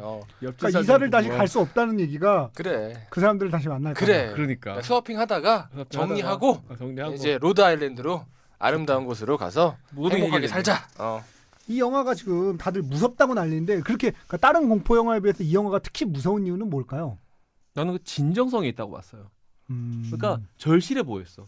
예를 들면 뭐 최근 나온 공포 영화 중에 인상적이었던 건 사실 케빈 인더 우즈예요. 근데 그 형식의 새로움에 있어서 말하자면 점수를 주는 거거든요. 네네. 근데 그 영화만 봐도 배우들이 아 연기하는구나가 느껴져요. 연기하는구나. 근데 컨저링을 보면 정말 이 사람들이 정말 저 집에서 위기가 찾아온 것 같은 느낌이 들어요. 연기를 잘해서 이 문제는 아니거든요. 연기만 놓고 보자면 케빈 인더 우즈의 배우들이 더 잘했을 수도 있어요. 여기 있는 아역들 특히 아역들이 많기 때문에 아역들 네. 연기는 한계가 있거든요. 네. 뭐 태어날 때부터 뭐 천재적으로 태어나지 않는 이상 한계가 있고 실제로 이 아이들 연기가 좀 어설픈 점도 많이 보였는데 그럼에도 불구하고 굉장히 진정성이 느껴지는 거예요. 진짜 공포, 진짜 아이들이 위기에 처한 것 같고 그 진정성은 어디서 나온 걸까요? 인내, 감독의 인내에서 나온 거예요. 중간 중간에 쓸데없이 안 흘리니까 몰아주는 힘이 있다는 거죠. 그래서 공포를 느껴야 할 방점에 그게 찍히는 거예요. 안 흘려주고 잘 담았다가 훅 에너지를 모았다가 쏘니까 이게 파워가 커지는 거죠. 그렇다고 하대요. 게임은 안 해봤지만 뭐 그런 게 있다면서요. 뭐 이렇게 누르고 있다 쏘면 방 터지는 그런 게 있죠. 김인정 PD는 어떻게 생각하세요? 저도 마찬가지로 기본적으로 절제 있다고 봐요. 그러니까 이 절제가 갖고 있는 그게 더 사실은 무섭거든요. 왜 보통 싸울 때도 그렇잖아요. 저쪽에서 막뭐 욕하고 막 지랄지랄 할 때보다 어떻게 보면 가만히 있을 때가 더 무서운 것처럼 네. 이 영화에서도 그런 절제가 잘 살아났던 것 같아요. 근데 이제 방금 얘기한 것처럼 진짜 그거 되게 참기 힘들거든요. 왜냐면 제작자도 그럼 야 씨발 1시간 러닝타임 흘렀는데 아직도 뭐 귀신 안 뽀빼기도 나오냐? 안 보이고 뭐 피도 안 보이고 씨발 뭐 모가지도 안 잘리고 이게 되게 심할 텐데 그거를 참아낸 게 대단한 것 같고 저는 이 영화 보면서 이렇게 우리나라 영화 중에 하나 생각났던 영화가 불신지옥이라는 영화 있잖아요. 이용주 감독의. 저는 그 영화 굉장히 잘 만든 공포 무서워요. 영화라고. 공포 영화 안 좋아한다면서요? 아니 그러니까 안 좋아하는데 안본 공포 영화 안 좋아하는데 안 본 공포 영화 없어. 안 좋아하는데 근데 어쨌든 그 불신지옥 보면은 그 아파트라는 공간이 있거든요. 여고괴담은 봤어요? 이 사람은 우연히 봤겠지 TV에서. 억지로 보러 갔을 거야 누가. 숙제였겠죠 숙제. 여고괴담 두 번째 이야기는 제 탑 10 중에 들어갑니다. 제 알포인트는 인생. 봤어요? 아니 그럼요. 알포인트 공수창 야 우리나라에서 공수창 걸 안 보면 어떡합니까? 우리나라에서는 안병기 감독과 공수창 감독 걸 안 보면은 공포 영화를 얘기할 수가 없어요. 가위요 가위. 예, 어쨌든 바꿔 중요한 말하면 거는- 뭔지 알아요? 그 두 감독 영화를 보면 다 본 거예요. 그럼요. 다 봤네. 아니 근데 그 불신족을 보면은 그 아파트라는 공간이 갖고 있는 그 공포감이 있거든요. 네. 근데 여기서도 천형적인 귀신의 집, 혼티드 하우스의 그 모습을 띠고 있는데 네. 그 모습이 결과적으로 무서울 수 있는 이유는 초반에는 거기가 정말 아름다운 집이거든요. 개가 뛰놀고 막 개가 자매들끼리 뛰노니까 참 개 같은데 그러니까. 아름답게 느껴지지 그러니까. 않아요? 모란시장 느낌도 나고. 자매들끼리 술래잡기 하고 막 이러면서 그 아름다운 그 공간이 있기 때문에 그게 이제 대비가 돼가지고 대조가 돼가지고 더 무섭게 느껴지는 건데 어쨌든 저는 불신지옥 한번 꼭 요 영화 컨저링 재밌게 보신 분들이 있으면은 추천해드리고 싶습니다. 그 이게 이제 실화 기반이잖아요. 음. 그러니까 그런 영화들이 많이 있어요. 뭐 공포 영화가 아니더라도 이런 실화 기반 영화들이 가지는 장점이랑 단점이 뭘까요? 일단 장점은 가장 영화의 큰 걸림돌을 제거해 준다는 거죠. 에이 저거 다 가짜 연기야. 이분을 확 빼버리거든요. 실화라고 하니까 야 저거 진짜래. 이거 굉장한 강점이죠. 우리가 영화를 볼 때 영화의 몰입을 가장 방해하는 건 기본적으로 저거 연기야 가짜래 라는 생각이 가장 큰 허구에 걸림돌이에요. 대한 어떤 그 의심. 하지만 그게 베이스 온 트루 스토리가 되는 순간 가장 큰 장벽에 사라지고 훅 들어가게 되는 거예요. 단점은 또 뭐냐면 일단 실화보다 더 재밌어야 돼요. 야, 저거 뭐 실제 있는 경우보다 더 재미없는데?가 되면 안 되는 거죠. 두 번째는 그 반대로 실화 진짜 그 진실을 너무 왜곡해서도 안 돼요. 그거 정도 장단점은. 그러니까 그 실화 기반 스토리가 사실은 왜곡되기가 되게 쉬운 게 김은종 PD가 좋아하는 머니볼이라는 영화가 이제 그 빌리빈 얘가 안 좋아하는 영화는 뭐가 있을까? 원더풀 라디오 정도? 좋아해요. 아 거기서 이민정 연기 좋더라. 아, 이병헌을 홀릴만해. 아우 깜찍해. 내가 보기에는 감기 정도. 아우 나 정말 거기서 그 차인표의 영어 연기는 역시 우리 임표 씨는 영어를 잘하시는구나. 그 머니볼 같은 경우에는 사실은 그러니까 그게 되게 사실적인 것 같지만 되게 왜곡이 된 게 뭐가 왜곡이 된 어느 부분이 왜곡이 됐냐면 그 빌리빈이라는 단장이 그 오클랜드 어스레틱스라는 팀을 이 구축을 빌딩을 하는데 한 10년 가까이를 선수를 한 명 바꾸고 두 명 바꾸고 하면서 그 팀을 만들어낸 게 10년 동안 공을 들여서 그 팀을 만들어내다 비로소 성과를 거두는 거거든요. 근데 영화만 보면 마치 1년 만에 갑자기 어디서 저 예일대 다니는 뚱땡이 데리고 가가지고 갑자기 도입하니까 갑자기 1년 만에 그렇게 팀이 강팀이 된 것처럼 나오는데 그게 대단한 왜곡인 거죠. 그러니까 팀을 하나 이렇게 빌딩을 한다는 거는 되게 오랜 시간 동안 공을 쉽지 들여서 않지. 만들어야 되는 건데 그리고 그 뚱땡이 한 명으로 한 게 아니고 빌리빈이 이런 어떤 철학을 가지고 오랫동안 만들어낸 건데 이거를 마치 그냥 한순간에 그것만 도입하니까 갑자기 잘 됐다라는 식으로 해갖고 이게 사실은 되게 왜곡이 됐다는 분들도 많이 있거든요. 그럼 영화상으로는 그런 약간 기키한 천재 같은 애 하나 데려다가 기발한 이론을 딱 정립해가지고 딱 1년 만에 딱딱딱 쳐내고 트레이드하고 막 해가지고 1등 쫙 뭐 디비전 우승하고 그렇죠. 그러니까 극화시킬 수밖에 없는 거죠 사실은. 이거 같은 경우 이 영화 같은 경우도 극화된 부분이 그러니까 그 여자가 목을 매달아 죽었느냐 아니면 나이 들어서 죽었느냐는 전혀 다른 얘기거든요. 당뇨 합병증으로 죽었으면은 얘기 다르죠. 그러니까 그런 것들이 그 실화가 이렇게 실화를 들여오면은 사람들이 다분히 실화를 의식할 수밖에 없다는 거죠. 그러니까 실화 특히 공포 영화의 경우에 실화라고 그러면 훨씬 무섭잖아요. 이거 진짜로 있었던 얘기래와 진짜로 있었던 얘기가 아닌 거는 전혀 다르잖아요. 그럼 천지차이지. 천양지차? 그러니까 이게 전혀 다른 건데 실화기 때문에 가진 명백한 한계는 실화의 범위를 벗어나면 안 되는데 벗어날 수밖에 없다는 거죠. 왜냐하면 영화에서는 개연성이란 게 되게 중요해서 뜬금없이 일이 벌어지면 안 되는데 실제로 벌어지는 일이란 건 개연성이 없잖아요. 그러니까 유령이 나오는 곳이 꼭 거기서 누가 죽어야 유령이 나오는 게 아닐 수도 있잖아요. 그냥 그렇지. 뜬금없이 유령이 나와요. 근데 그게 실제 얘기는 그럴 수 있지만 영화에서 그렇게 나와버리면 뭐야 이건 이 돼버리기 때문에 그런 그 각색에 있어서 되게 어려운 점이 많지 않나. 하지만 역시 그 특히 공포 영화 경우에는 그러니까 딴 영화도 마찬가지지만 공포 영화의 경우에는 순식간에 몰입할 수 있게 해준다는 큰 장점이 있어서 실화 기반으로 하면은 사람들이 예를 들면 아미티빌 같은 경우에는 기본적으로 아미티빌 무섭대를 깔고 가니까 게다가 실제로 있었던 일을 깔고 가니까 훨씬 더 얘기에 몰입하기가 좋다. 몰입도가 훨씬 높다. 관객의 입장에서는 영화관이 이제 광고 같은 거 다 끝나고 불이 꺼진 다음에 맨 처음에 등장하는 자막이 이 이야기는 실화의 바탕을 둔 것입니다. 뭐 이런 식으로 자막이 등장을 했을 때 네. 몰입도가 한 2배는 전 높아진다고 봐요. 그 묘한 그 관객들을 당기는 힘이 있어요. 그 실화 바탕이라는 것 자체가. 어떤 공포 영화가 그래요? 아니 뭐 저는 공포영화 싫어하니까요.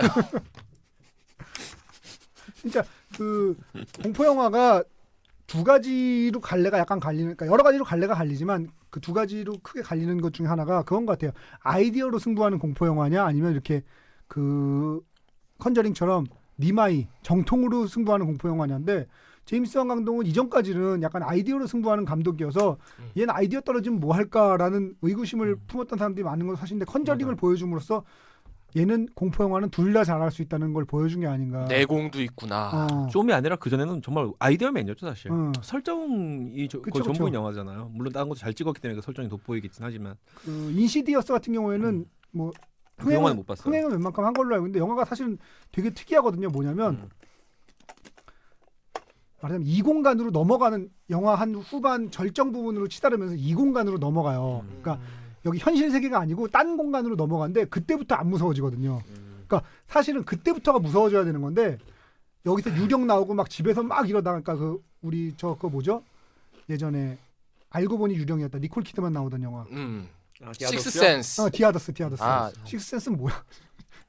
식스센스 아니야? 아니 디아더스. 니콜 키드만 니콜 키드만. 비슷해요. 아. 같은 설정이에요. 거기서 보면 걔들이 유령이잖아요, 사실은. 그러니까 말하자면 현실 공간이 아니고 이게 살고 있었던 거잖아. 그러면 이 현실 공간에 인시디어스 그렇거든요. 소년이 이제 현실 공간에 있다가 이계로 넘어가 버려요. 그래서 아빠 여기 나오는 패트릭 윌슨이 이제 아빠로 나오는데 이계로 같이 따라 넘어가거든요. 근데 그때부터는 영화가 안 무서워지는 거예요. 그런 큰 약점이 있어서 제임스 왕은 아이디어로 승부하는 데라 역시 정통은 안 되겠는데라는 생각을 저는 사실은 갖고 있었는데 이번에 제대로 이 한정식 영화를 보고 제대로 잘했어. 이거는 뭐 그냥 정확히 정찬 코스 요리 쫙 나오는. 정식으로 그냥. 정말 흔한 설정과 뻔한 이야기를 가지고 이 정도 무섭게 만들 수 있다는 건 정말 대단한 일인 것 같아요. 진짜. 저도 주온 이후로 야 정말 오랜만에 정말 꼼짝 못하고 봤습니다. 그 귀신의 존재를 믿으세요, 두 분은? 저도 동명탄 얘기했잖아요. 예. 그러고도 안 믿을 수도 있죠. 믿어요 어느 정도. 음악 깔아드릴까요? 뭐 또 하나 없어요? 아니 지난번에 그 우리 범자 네. 얘기하면서 네네. 얘기 보니까 타이거. 그 수간 자짜 얘기들이 많이 나오더라고요. 그래서 제가 그 얘기 하나 해드릴까요? 옛날 라이트에서 많이 하던 얘기인데 걸들한테 무서운 얘기 아니에요 이승훈 PD. 그 전혀 음악 깔게요 그냥. 그래 까세요 까고 싶으면. 정말 무서운 삐지 하나 있는데. 뭐? 그 짝깍짝깍이라고. 짝깍짝깍. 초침. 이 새끼 완전 양아치 다 됐네. 야 너는 양아치 다 된 게 아니라 양아치 같아 그냥 이제 원래부터가 양아치. 원래 양아치야. 자 들어봅시다. 주인공은 어선의 이제 그걸 뭐라 하지? 선원. 배를 타고 이제 항해하는 선원이에요. 선원이 이제 그 우리나라 근해가 아니라 막 태평양 뭐 막 인도양 이런 데 잠깐만. 실화의 바탕. 이거 실화예요? 모든 구전 이야기들이 그렇듯이 불분명해요. 왠지 그런 사람이 있었을 것 같기도 오케이. 하고. 들어봅시다. 자 이제 뭐 얘기를 시작해 보겠습니다. 실화일 수도 있다. 실화일 수도 있다. 자, 들어보시죠. 그 선원이 항해를 시작한 것은 음악 깔고 있어요. 아주 달이 음? 높고 음험했던 1월의 어떤 추운 겨울날이었어요. 원형어선을 타고 태평양의 어떤 먼 바다로 나갔던 선원인데 마침 예상치 못했던 태풍에 휘말리게 됩니다. 배가 난파해요. 모든 짐들이 사라지고 그 배를 탔던 모든 선원들이 죽습니다. 이 선원 혼자 홀로 이름도 알 수 없는 지도에도 나와 있지 않은 작은 섬에 가게 되죠. 그 섬에서 이제 혼자 이제 살게 되는 거예요. 로빈슨 크루소처럼. 먹을 것들을 어떻게 해결을 했어요. 열대지방이다 보니까 먹을 것들이 있어. 그런데 이제 인간이 또 다른 욕구인 성욕이 해결해야 되는 거예요. 정말 무섭다. 이게 막 코코넛, 야자 뭐 이런 거 막 다 있어? 다 있고 뭐 물고기 잡아먹고 하는데 쑥떡 이거 못 성욕이 먹는구나.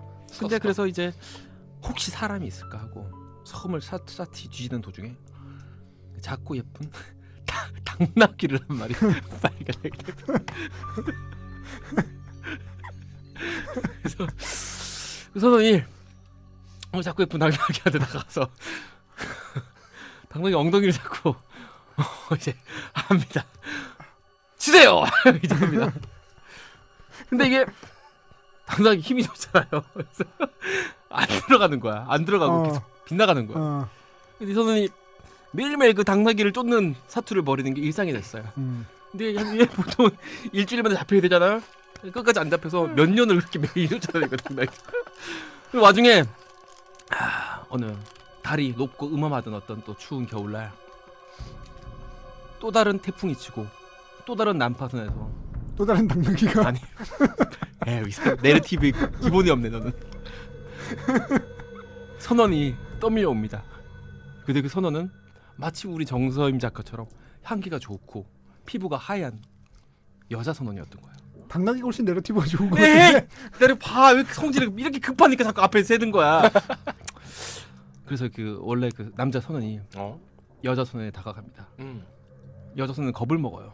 수염도 깎지 못해 덥수룩한 원시인 같은 남자가 다가오니까 여자 선원이 그럽니다. 목숨만 살려주신다면 뭐든 다 할게요. 제가 어떻게 하면 될까요? 목숨만 살려주세요. 남자 선원이 말합니다. 당나귀 엉덩이 좀 잡아주세요.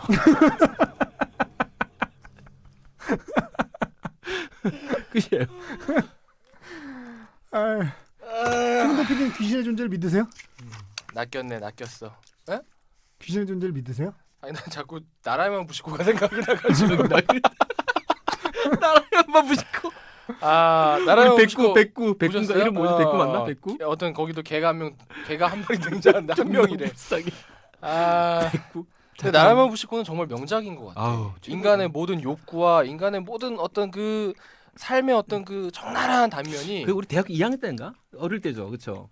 한 나라의 영화 보실 거예요? 15년쯤 됐죠. 아니 우리가 영화를 볼 수 있었던 게 영화는 워낙 옛날에 예예예 맞아요 맞아요. 뭐 거기서 봤잖아. 오지에서 봤잖아. 맞아요. 그러니까 그게 원래는 시간에서. 그 풀려 있지 않았어요. 안 금지되어 풀려 있었지. 있다가 어느 순간부터 일본 예술 영화, 예를 들어서 깐네에서 대종상을 그랑프리를 받았다든지 이런 작품들은 그때부터 풀렸어. 맞아. 그때 95년도 뭐 그때쯤 봤던 것 같아. 잊지를 못하겠네요 그 영화를. 그죠. 딱 한 번 봤는데 어. 두 번도 아니 한 번 봤는데 거의 다 기억나. 역시 이마무라 쇼헤이는 정말 거장인 것 같습니다. 근데 거기 나왔던 그 할머니는 심지어 자기 이빨도 막 부러뜨리고 실제로 자기 아유, 이빨. 그게 뭐한 짓이야. 그 백구도 진짜 그만해. 당나귀처럼. 어쨌든 그 영화가 생각이 나네요. 저는 귀신의 존재를 믿지는 않아요. 그 믿어요? 저는 있다고 생각해요. 그러니까 있다고 생각하는 게 아니고 있을 수 있다고 생각해요. 이재익 PD는 아까 얘기했잖아 믿는다고. 믿는다고? 그렇구나. 아니 이승훈 PD는 신을 믿어요?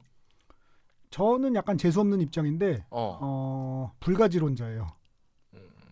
없다고 말하는 것이 옳다. 그러니까 모른다고 말하는 것이 옳다라는 입장이에요. 그러니까 신이 있다고 해도 우리가 생각하는 형태의 신은 아닐 거라고는 생각해요. 예를 들면 그 대부분의 종교들에서 가정하고 있는 인격신 있잖아요. 인격신은 아닐 거라고. 섭리로서의 신은 뭐 말할 것도 없이 당연히 있는 건데 그거 말고 인격으로서의 신이 아니고 신이 어떤 형태로든지 간에 존재한다면 그것이 우리가 생각하는 형태의 신은 아닐 것이다라는 게 제 생각이에요. 이재익 PD는 신을 믿어요? 안 믿어요. 신이 있다면 제가 이렇게 잘 살 수 없죠. 신은 안 믿는데 귀신은 믿는구나. 귀신은 믿어요. 저는 신도 귀신도 다 믿지 않습니다. 왜 그렇죠? 뭘 왜 그래요? 그냥 안 믿으니까. 믿음이 안 가니까 그런 거지.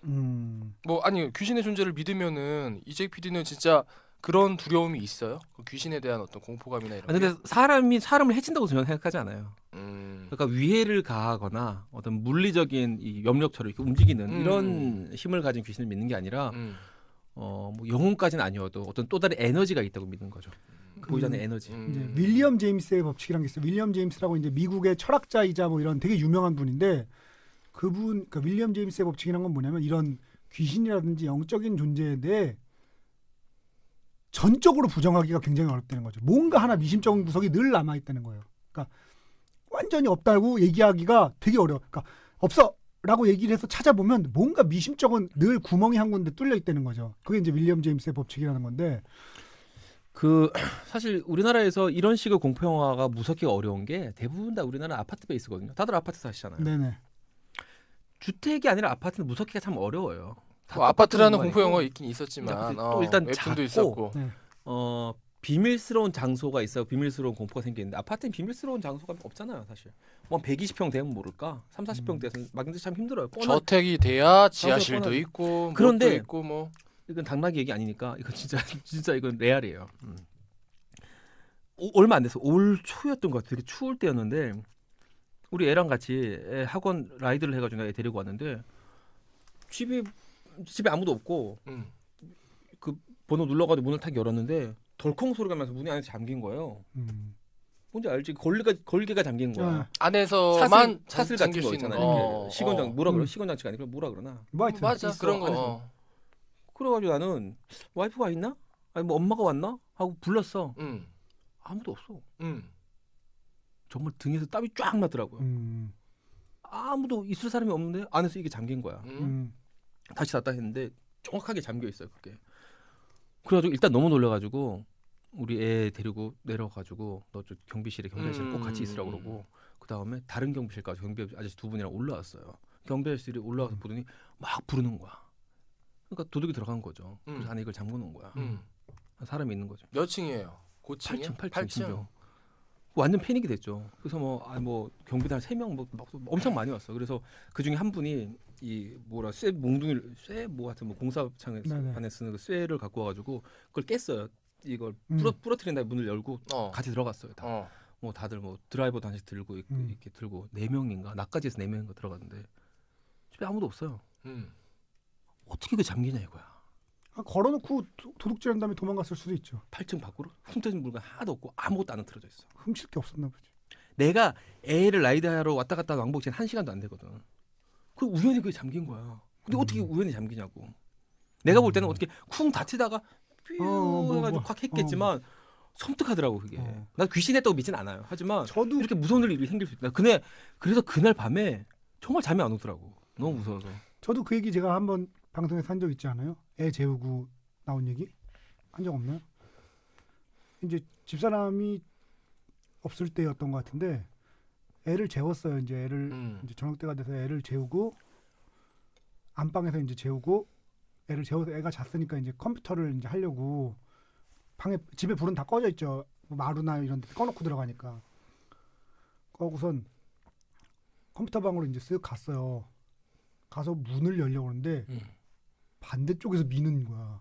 문이 방문이 어? 방문이 그러니까 안에서 안에 누가 있는 거야. 어.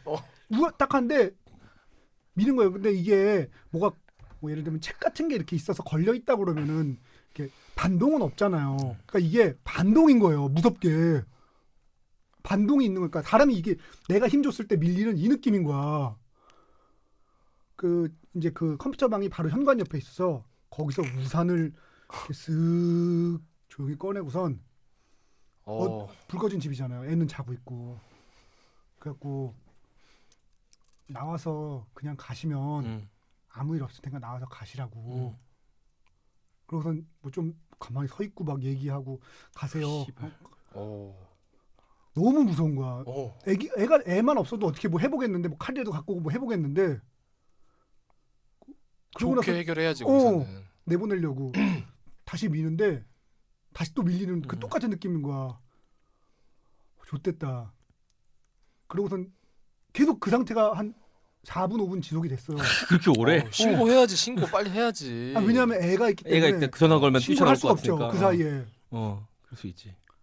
알고 보니까 짐볼이 거기 뒤에 문 뒤에 이렇게 있었어. 시발놈이 진짜. 진짜.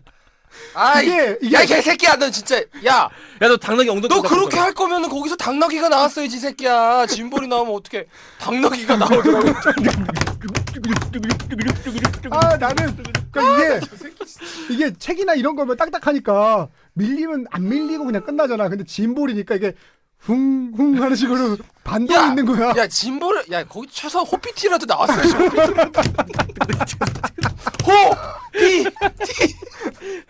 그래갖고 진짜 그 순간에 나 그러고 나서 이제 불 켜고 이제 봤는데 등에 땀이 막 깜짝 놀랐어. 진짜 시겁하더라고요. 그런 일이 있었습니다. 살다 보면 이상한 일들이 생깁니다. 위어드한 일들이 생기곤 합니다. 근데 이게 귀신이란 게 참 그런 게 있는 걸 있다고 증명하는 건 쉬운데 없는 걸 없다고 증명하는 건 진짜 어렵잖아요. 제일 어렵죠. 그게 귀신의 존재가 없다는 걸 증명하기 어려운 점이에요. 있는 거는 그냥 있는 거 하나만 보여주면 되는데 없는 거는 없다는 걸 어떻게 증명을 해. 못하지. 그러니까 지금도 이렇게 귀신의 존재를 믿고 또 거기에 기반한 영화나 소설이나 이런 것들이 나오는 거죠.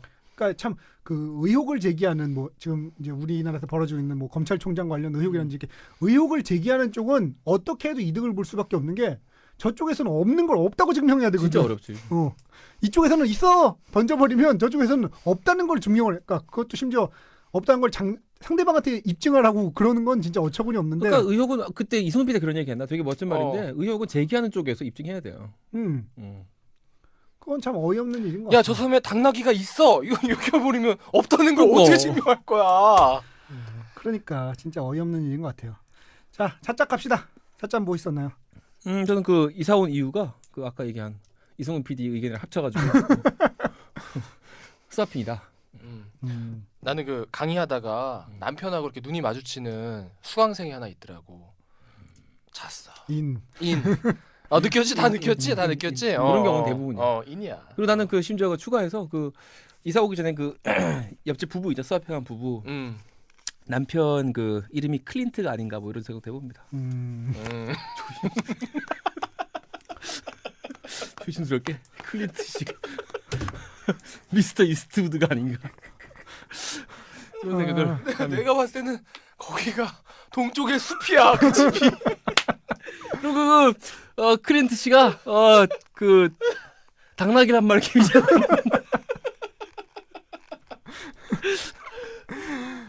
저는 두 가지 발견했는데 처음에 왜 그 인형이 움직인다고 미스미 뭐 이러는 거 있잖아. 거기에 보면은 여자 둘 플러스 남자 한 명이 나와요. 남자가 있었어. 저 증언할 때. 증언할 때 남자가 있잖아. 걔하고 저는 인형하고 좀 세다. 야, 일단 아니, 그 거기서- 여자들하고 먼저 자야 되지 않니? 아니 그건 얘기할 필요도 없는 거고. 자고 나서. 그러니까 그 남자가 거기서 인형과 관련돼서 왜 거기서 계속 알짱대고 있겠어. 그 인형하고 잤기 때문에 경험이 있는 거야. 그래서 그래서 의미 있다. 야, 그렇게 괴롭히니까 인형이 빡돈 거야. 그래. 아니 근데 그 남자가 증언할 때 뭔가 수치스러워하면서 개면쩍어 하는 게 있었어. 내가 봤을 때는 100% 인입니다. 인! 그 남자가 나중에 커서 선원이 되지 않을까요? 왠지 그럴 것 같은데. 왠지 선원이 돼서 원형어 선을 타고 태풍을 만날 것 같은 예감이 있습니다. 그리고 또 하나는 그 왜 조수 있잖아요. 우리 저 워렌 부부의 조수로 나오는 애. 동양인 어. 아시아계 에이, 조수. 큰딸. 그렇지. 100%지. 100%. 100%야 이건. 100%. 100%. 아, 그 새끼가. 아. 걔가 괜히 그 조수하고 또 쫓아다니겠니? 그렇게 좋은 일들이 많이. 사실 그런 거 있잖아요. 왜 놀이동산이나 아니면 뭐 외나무 다리에 올라가면 사랑의 감정이 싹 튼다고. 아 그런 거 있어. 그런 거. 정선임 작가 뭐 그런 적 있어요? 한번 같이 가야겠네. 정선임 작가랑 한번. 정선님 작가 가는 걸로. 그 가을에서 날도 좋은데 저랑 같이 그 동물원에 개미학기나 보러 갑시다. 개미학기한테 개미 좀 던져주고. 이재익 PD 왜? 경고하는데 당나귀 보고만 안 돼요. 거기서 개미학기만 보고 수석이 오세요. 당나귀 좀 잡아주세요. 자, 네. 영화 캐스팅은 어떠셨어요? 아유, 뭐 이거는 사실 우리가 뭐 A라고 할 배우들은 없잖아요. 사실 다 B급 배우죠. 그러니까 이 감독들이 첫 근데- 데뷔작으로 공포영화를 많이 찍는 이유가 캐스팅 때문에 그런 걸 수도 있어요. 근데 비교적 사실은 편하게 실화에 할 수 있거든요. 기반을 둔 스토리는 안 유명한 배우를 쓰는 것도 좋은 방법인 것 아주 같아요. 좋은 방법이죠. 연기만 탄탄하다면. 왜냐면 브래드 피트가 이렇게 나와버리면 우리는 그 사람을 보면서 빌리빈을 보는 게 아니고 브래드 피트를 보게 맞아요. 되거든요. 확 깨져. 그런 게 있어. 이렇게 안 유명한 배우들이 나오면 진짜 그 사람 같은 느낌이 있기 때문에 그건 실화를 바탕으로 한 이야기들은 안 유명한 배우들을 쓰는 거 좀 좋은 아이디어인 것 같아요. 근데 이제 안 유명하다고 해서 완전 안 유명한 사람들 아니고 다 그건 얼굴은 아니죠. 베라 얼굴은 파미가도 봤어. 얼굴 보면 얼굴은 어디서 알죠. 많이 봤고 존 리빙스톤 그 남편도 그렇고 이 저기 뭐야 워렌 패트릭 윌슨. 패트릭 윌슨 남편 네. 베라 파미가 남편도 그렇고 또 부인 릴리 테일러도 어. 그 로버트 알트만 영화에 많이 나왔더구만. 네네. 여기 조사한 거 보니까 다 낯이 익어요 어딘가. 그 뭐지? 심지어 그 처음에 증언할 때 나왔던 배우. 어. 그 500일의 서머 주인공이잖아요. 이름 뭐지? 주이드 샤넬? 주이드 샤넬인가? 아닌 것 같은데. 얼굴 주이드 아니야? 샤넬이었다고? 까메온가 그 출연한 거 아니야? 확인해봐요. 얼굴이 난 너무 비슷해가지고. 난 주이드 샤넬 아니라고 생각했는데. 그 이 영화는 사실은 캐스팅이 저는 되게 좋았다고 생각한 게 아까 말씀드렸다시피 실화의 바탕을 뒀는데 안 유명한 배우들을 쓴 것도 그렇지만 이 사람들이 가진 인상이 예를 들면 베라 파미가나 패트릭 윌슨은 정말로 그렇게 유령퇴치를 할 것 같은데 그게 약간 사기꾼 같아 보이면 안 되잖아. 사실은 이거 유령퇴치를 한다는 것 자체가 약간 사기 같은 느낌이 있어서 그렇지. 신뢰도가 되게 중요한데 되게 신뢰감을 주는 얼굴이고 이 부부도 되게 그 미국의 중산층일 것 같아요. 왠지 붕괴하는 미국의 중산층일 것 같은 느낌을 주는 마스크여서 되게 캐스팅이 좋았던 것 같아요. 캐스팅으로 얼마나 먹고 들어간 게 아닌가 그런 생각이 좀 들었습니다. 또 하나는 재밌는 거는 요건 나만 발견한 법칙일 수도 있는데 제임스 왕 감독에 등장하는 그러니까 제임스 왕 감독을 이 영화를 보면 안 웃겨요. 그러니까 공포 영화 중에서도 웃음을 사이사이 웃음기를 내는 영화들이 있거든요. 네. 포션들이 분명히 있단 말이에요. 빵 터지는 지점들이 있긴 해요. 있죠. 한 장면 한 장면이라도. 가끔 이렇게 코믹 릴리프를 넣는 데가 있죠 공포에서. 제임스 왕 감독이 그런 게 별로 없는데 한두 개 정도 넣을 때 보면 경찰이 웃깁니다. 여기서 보면 컨저링 경찰력이 약간 웃겨요. 그러네. 뭔지 알아요? 그러네. 한번 보시는 분들 이렇게 유념해서 보시면 경관만 뭔가 틀립니다. 연기 톤도 다르고 이 배우들의 얼굴 톤도 다르고 보시면 재밌을 것 같아요. 알겠습니다. 자, 그러면 여기서 얘기를 정리해 보도록 하죠. 볼보 별점 그리고 좋았던 점 아쉬웠던 점 짚고 가죠. 근데 영화 공포 영화 별로 안 좋아하는 분들은 무서운 분들은 볼 필요도 없는 게 이거 괜히 찜찜하고 피곤하잖아요. 너무 진짜 무섭더라고요. 저는 간만에 야 무서운 영화 하나 봤다. 좀 공포 영화 좋아하는 분들은 이건 무조건 봐야 된다. 그리고 아까 우리가 얘기 안 한 부분 딱 하나가 음향이거든요. 공포 영화는 80이 음향이에요. 뭐 그 얘기는 저희가 여러 번 해서 여러 번. 일부러 안 집어넣습니다. 귀를 막으면 하나도 안 무서워요. 이 영화도 마찬가지예요. 이 영화가 인정받았던 이유 중 또 하나는 음향을 절대 과하지 않게 공포 효과를 네. 정말 딱 그 리미트까지 딱 썼어요. 너무 좋았고. 그러니까 사실은 그걸 넘어선 순간 되게 신경질 나잖아요. 짜증나죠. 듣기 싫고 무서운 것과 싫음 사이에 정말 정확하게 찍고장 넣었고 그래서 저는 더 극장에서 보래. 극장에서 보. 그 뭐 굿다운로드로 보는 것도 나중에 방법이지만 그거 말고 시스템 좋은 요즘 최신식 극장에서 달달 떨면서 보는 게 더 좋지 않나. 별점은 4개 드리겠습니다. 저는 뭐 절대 보지 말 드리고요. 정말 너무 무서워. 이건 정말 보지 마시고요. 너무 무서워요 이 영화는. 별점은 4개 드리도록 하겠습니다. 저도. 좋았던 점이랑 아쉬웠던 점은 좋았던 점은 없고요. 아쉬웠던 점은 너무 무서워. 이상입니다. 저는 볼 드리고요. 공포영화 좋아하시는 분들이라면 정말 한번 볼만한 오랜만에 나온 니마이 공포영화 보지 이런 마. 너무 무서워. 그러니까 보지 마. 사실은 최근에 이제 정통파 공포영화라는 게 거의 사라지다시피 했거든요. 아이디어로만 승부하는데 그 아이디어 자체도 별 볼 일 없고 만듦새도 후지고 있는데 정통파 공포영화로 그러니까 엑소시스트 이래 그런 공포영화 정통 공포영화를 계승하는 굉장히 무서운 영화가 나왔다는 점에서 볼 드리고 싶고요. 좋았던 점은 만듦새가 너무너무 좋았고 아쉬웠던 점은 이런 식으로 마케팅 안 해도 충분히 정통파 마케팅을 해도 될 텐데 이렇게 약간 사기당한 느낌이 들어서 그게 좀 기분이 나빴다는 거. 그게 아쉬웠던 점이고 무서운 장면 안 나온다고? 묵히고 있네. 이씨 확 그냥. 그러니까 잔인한 장면 안 나온다는 건데 그냥. 무서운 장면이 안 나온다고 해버리니까 전혀 다른 얘기가 돼버리죠. 저는 별점 4개 주고 싶습니다. 자 그러면 다음 주에 영화 뭐 할까요? 다음 주에 영화가 마땅히 없더라고요. 그 퍼펙트란 영화가 있고 히든카드란 영화가 있고 러시안 소설이 있고 슈퍼배드 2가 있어요. 진짜 마땅히 없네. 뭐 하나 찍어보시죠. 이재익 PD가 찍어보세요. 다음 주에 욕먹을 준비하시고. 뭘 해도 욕먹을 것 같지만 슈퍼배드 2요. 그래요. 그럼 다음 주에 오랜만에 애니메이션 슈퍼배드 2를 하는 걸로 하겠습니다. 잠깐만 그것도 원도 봐야 되잖아. 안 딴 거 할래요. 뭐랑 뭐라고? 원안 보고 하면 되지 뭘. 뭐랑 뭐라고요? 퍼펙트, 히든카드, 러시안 소설 슈퍼배드인데 히든카드 재밌을 것 같지 않아요? 퍼펙트인가 히든카드가 캐스팅이 되게 좋아요. 히든카드. 저스틴 팀버레이크 나오고 히든카드, 벤 히든카드. 애플렉 나오고 있는데 히든카드. 나는 그래서 더 불안해. 캐스팅이 완전 빵빵해. 벤 애플렉, 저스틴 팀버레이크 여자 누구죠? 히든카드 갑시다. 히든카드.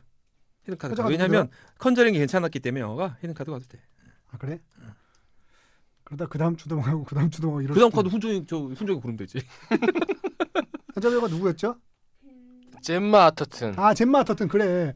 야 현재 네이버 평점 9.25. 존나 알바겠지만 어쨌든 9.25야. 자 그러면 다음 주 영화는 히든카드 가겠습니다. 야 이거 갬블 영화다. 자 메일 주소 소개해 갬블 주세요. 영화 별로 안 좋아해요? 예, 전 갬블 영화. 아우. 근데 제일 좋은 영화 라운더스 뭐 이런 거야. 타짜부터 시작해서 오늘부터 메일 주소는 서임 작가 이쪽으로 와서 소개해 주세요. 자 우리 얼바인에서 영화를 공부한 잣잣을 공부한 메일은 cinetown19@gmail.com인데요. CINETOWN19@gmail.com이요.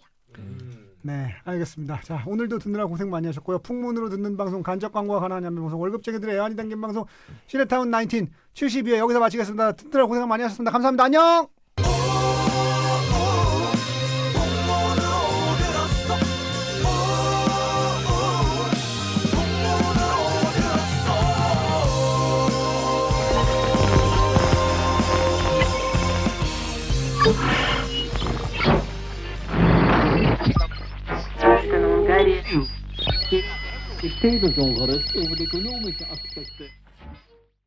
그 영화를 보면은 그런 거 있잖아요. 쿠키 영상이라고 하는 영화가 다 끝나고 크레딧 올라가고 나서 올라가는 영상. 아마 많은 분들이 이거를 듣지 못하고 끝났다고 생각하실 가능성이 높은데 끝나지 않았습니다. 오늘은 쿠키 영상이 준비되어 있습니다. 오늘 19에서 추가로 소개할 쿠키 영상 영화 천안함 프로젝트입니다. 간단히 소개해 주죠, 이재피님. 뭐 자료 없어요. 그 캐스팅이라 이런 걸 잘 몰라서. 강신일 씨가 나레이션을 하셨죠. 나머지는 사실 뭐 극영화가 아니에요. 저도 보니까 그것이 알고 싶다처럼 찍은 다큐멘터리 영화예요. 네네. 아시다시피 몇 년 전에 우리 그 천안함이 원인모를 그 이유로 물속에 가라앉으면서 우리 장병들이 무려 46명이죠. 네네. 장병들의 목숨이 사라진 그런 끔찍한 일이 있었습니다. 그 영화 그 일이 있고 나서 당연히 구조 작업도 펼쳐졌고 그 이후에 원인 규명도 있었고 정부가 뭐 최종적으로 이래서 이렇게 됐다. 뭐 백서라고 해가지고 국방부에서 뭐 내기도 이런 걸 했어요. 내기도 네네. 했죠. 근데 그들의 의혹이 끊이질 않았어요. 왜냐하면 이게 내놓은 게 충분하다면 의혹을 가질 이유가 없는데 물론 충분하다고 해도 의혹을 가지는 사람들이 있지만 가질 수 있지만 이 사건에 관련해서만큼은 내놓은 것들이 누가 봐도 부실한 부분이 많았던 거죠. 네. 그건 뭐 보는 사람의 정치적 어떤 바이어스랑 상관없이. 그래서 하지만 이 사건이 좀 다른 지점은 뭐냐면 이게 뭐 그렇다고 뭐 이런 개개인이 사건을 사서롭다고 말한 것은 아니고 뭐 살인 사건이나 절도 사건이라면 경찰이 다시 또 경찰력을 집중해가지고 다시 또 볼 수도 있는 거고 네. 재판부가 다시 한번 볼 수도 있지만 이거는 이 몇천 톤짜리 배가 가라앉은 사건이에요. 네. 거기서 정말 생떼 같은 목숨이 수십 명이 거기서 목숨을 잃었죠. 근데 말은 뭐냐면 이거를 재현할 수도 없고 네. 다시 거기 들어가가지고 살펴볼 수도 없고 네. 더구나 이게 국가 안보 특히 남북이 분단된 상황에 국가 안보랑 직결되어 있는 그런 상황이기 때문에 네, 네. 감히 이 문제에 대해서 다시 한번 꺼내 봅시다. 다시 한번 살펴봅시다라고 말하기가 어려운 문제라는 거죠, 이게. 네, 네. 그런 상황에서 몇 년 동안 많은 방송, 우리도 SBS에서도 를 비롯해서 많은 방송국에서도 뭐 의혹이라면 의혹이랄까 네. 또는 그런 것들을 방영했는데 이 천안 프로젝트는 그 몇 년이 흐른 뒤에 어느 정도 사람들의 관심에서 잊혀졌을 무렵 얼마 전에 나온 영화입니다. 그래서 영화는 그 영화가 아니고 그 천안함 둘러싸는 그런 여러 가지 의혹들을 강신희 씨 나레이션으로 뭐 3D로 막 보다 보니까 막 네네. 무슨 모의 이거까지 만들어 놓고 하더라고요. 네, 네. 그런 장치들을 통해서 또 실제 전문가들의 증언 그 다음에 영상들을 통해서 왜 우리가 쉽게 말하면 이거 영화를 제가 보니까 드는 생각은 왜 우리가 정부 발표를 믿을 수 없는가 네. 라는 질문에 대한 네네. 그 질문을 길진 않더라고요. 한 네. 1시간 정도 75분이요. 음. 75분. 그 정도에 담아낸 그런 영화입니다. 김은중 PD님 어떻게 보셨어요? 자, 이 영화는 뭐 감독은 따로 있어요. 뭐 백승호 감독. 백승호 감독이 따로 있는데 어쨌든 뭐 이 영화의 제작자는 정지영 감독입니다. 기획 제작 정지영이죠. 예, 그래서 기획자이자 제작자인 정지영 감독인데 어떻게 보면 이 영화는 뭐 정지영 감독의 그 여지껏 그동안 해왔던 일련의 어떤 작품 활동의 연장선이라고 볼 수가 있어요. 뭐 최근에 정지영 감독이 굉장히 여러 작품들을 통해서 화려하게 재기를 하셨죠. 네네. 근데 이제 그게 단순하게 상업적인 영화로 재기하신 게 아니라 우리 사회에서 우리가 한번 짚고 넘어가야 되는 문제들을 굉장히 웰메이드 영화로 만들어내셨어요. 네네. 저예산으로. 네. 예컨대 부러진 화살 같은 경우에는 영화 자체로 봐도 너무나 좋은 괜찮은 영화죠. 예, 재밌고. 퀄리티가 좋고 영화 보는데 시간 가는 줄 모르고 볼 수 있는 영화인데 네. 거기에 또 의미까지 담는. 네. 그러니까 원래 정지영 감독님 자체가 처음에 이제 UIP 직배할 때부터 네. 그때 이제 영화 감독 협회장 이런 걸 하시면서 굉장히 강력하게 스크린 쿼터를 지키기 위해서도 막 뭐 삭발도 하시고 큰 어른이죠 한국. 예 여러 가지 이제 운동을 하시는데 항상 앞장섰던 분이에요. 그러니까 어떤 한국 영화계 문제나 한국 사회 문제에 대해서 누구보다도 고민을 많이 하시고 네. 거기에 행동으로 보여주셨던 분인데 최근의 행보는 뭐 아주 그런 것들을 좋은 영화로 아주 잘 표현을 하셨던 네. 그런 감독님인데 이번에는 천안함 관련된 문제를 이제 문제 제기를 하신 겁니다. 네. 기획자로서 제기를 하신 건데 네.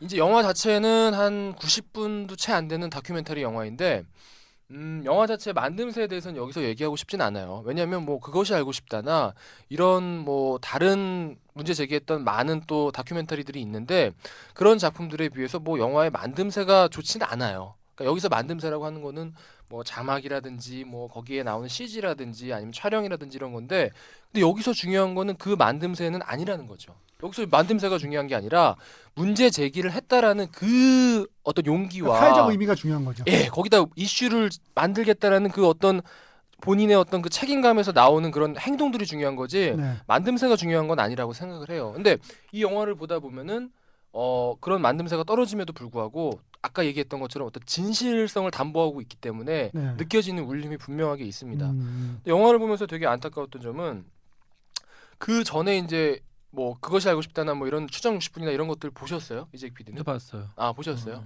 이승우 PD 보셨어요? 저는 공부 많이 했어요. 공부 많이 저는 하셨구나. 원래 그러니까 이 전에부터 그 예전에 한번 말씀드린 적이 있는데 실패백선이라는 책이 있어요. 그런 거부터 시작해서 이제 이런 대형 사고들에 대한 그런 거에 대한 공부를 좀 했었거든요. 오케이 그러면 이승훈 PD의 말은 잠시 뒤에 듣기로 하고요. 네네. 저같이 저는 철저히 일반인의 입장입니다. 그러니까 저런 데 관심도 없고요. 네.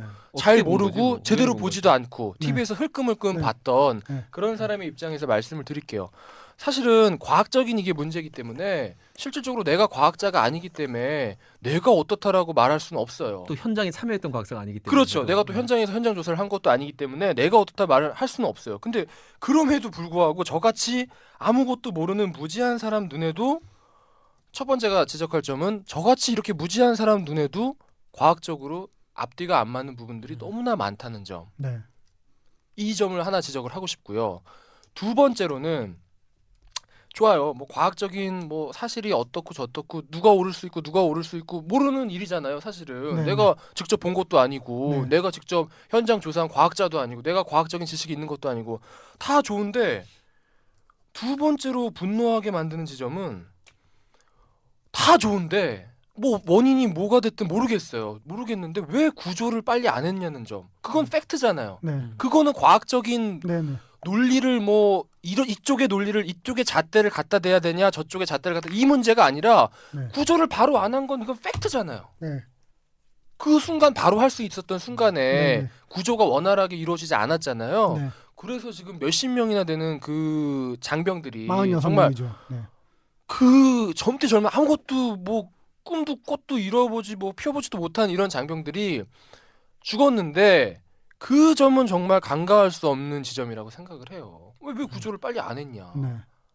그러니까 원인이야 뭐 사실은 뭐 누가 어떻게 주장을 하느냐에 따라 달라질 수 있겠지만 그거 다 100보, 200보, 뭐 1000보를 양보했다고 치더라도 그거는 구조가 이루어지지 않은 건 사실이잖아요. 원활하게. 네네. 그러니까 저는 그 점이 너무 안타까운 거예요. 그 우리가 뭐 너무나 잘 알고 있는 JSA라는 영화 아시잖아요. 네네. 그 영화도 사실은 근본적으로 밝히진 않았지만 그 모티브가 된 게 김훈중이라는 네. 그렇죠. 유명한 사건이죠. 유명한 사건 아시죠? 네네. 한 명의 장교가 생태 같은 목숨이 억울하게 이제 죽음을 당했던 네. 그 사건을 모티브로 해서 영화도 만들어지고 이게 뭐 진실규명위원회 이런 데에서도 계속 네네. 조사를 하고 이랬던 의문사 조사. 예예예 했었는데 물론 뭐 명수가 중요한 건 아니지만 그렇게 이제 한 명의 억울한 죽음도 사실은 되게 억울한 거잖아요. 네, 한 명도 특히나 억울하게 죽으면 안 되죠. 군대에서는 네. 근데 여기는 지금 근데 또 이렇게 군대가 유난히 의미사가 많아요. 그게 지금 안타까운 거죠. 왜냐면 총기를 다루는 곳이니까 그럴 수밖에 없죠. 그것도 그렇고 폐쇄적이고 하니까. 저는 이 영화를 보면서 일단 뭐 만듦새 얘기는 안 할 수 없는데 만듦새가 너무 후져요. 처음에 영화 시작하자면 이제 아우라 픽처스라고 나오잖아요. 그때부터 만듦새는 기대할 게 없겠구나. 그냥 그것이 알고 싶다나 PD 수첩이라고 쳐도 잘 만들었다고 볼 수 저도 없는 그 생각은 했었어요. 만듦새가 굉장히 근데 후져. 그럴 수밖에 없는 게 그래도 우리는 공중파 지상파에서 굉장히 좋은 CG 팀들이나 이런 팀들이 편집팀들이 있잖아요. 네. 근데 이제 거기는 이제 굉장히 영세하게 만드셨던 것 같더라고요. 네네, 왜냐면 그런 것 다 같아요. 돈이거든요. 그런 네. CG나 이런 것들이. 네네. 우선 저는 일단 천안함 장병들의 명복을 한번 빌고 가고 싶고요. 그 정말 억울하게 혹은 뭐 적군에 의해서 목숨을 잃은 우리 장병들이 너무 안타깝고 되게 명복을 빌고 싶어요. 또 하나 이제 거기에 구조하다가 또 돌아가신 분들도 계시거든요. 한조준이라고 하는데 예, 모두 포함해서 진짜 명복을 빌고 싶습니다. 이 천안함 사건이란 건 지금 우리나라 21세기에 있어서 우리나라에서 가장 중요한 사건인 것 같아요. 뭐냐면 그 장병들이 목숨을 잃었다는 그 사건 46명이나 목숨을 잃었다는 그것도 그렇지만 사실은 되게 중요한 의미가 있거든요. 뭐냐면 저는 천안함 사건의 문제의 본질은 이 나라가 불신의 권리를 인정하지 않는다는 그거를 드러낸 거거든요. 뭐냐면 내가 예를 들면 제2경이 뭐 말을 하는데 못 믿겠어. 근데 내가 못 믿으면 나쁜 놈이냐고. 못 믿겠는데 어떻게 해. 그걸 못 믿겠으면 믿게 만드는 게 사실은 나라에서 해야 될 일인데 못 믿는 걸 가지고 윽박을 지른다는 거죠. 내가 그 나라의 말을 믿든 안 믿든 그건 제 자유거든요. 뭐냐면 내가 언론의 자유보다도 그건 그 더 전에 있는 내가 네 말 못 믿겠다는데 왜 믿으라고 강요를 해요. 그러니까 믿을 수도 있고 못 믿을 수도 있어요. 이거는 저는 북한이 했다고 생각을 별로 안 합니다만 북한이 했을 수도 있고 아닐 수도 있어요. 하지만 내가 그걸 정부에서 하는 해명을 못 믿겠는데 납득이 안 가. 내가 어떻게 생각을 해봐도 납득을 1g도 할 수가 없는데 그걸 왜 납득을 못하는 거에 대해서 윽박을 지르냐는 거죠.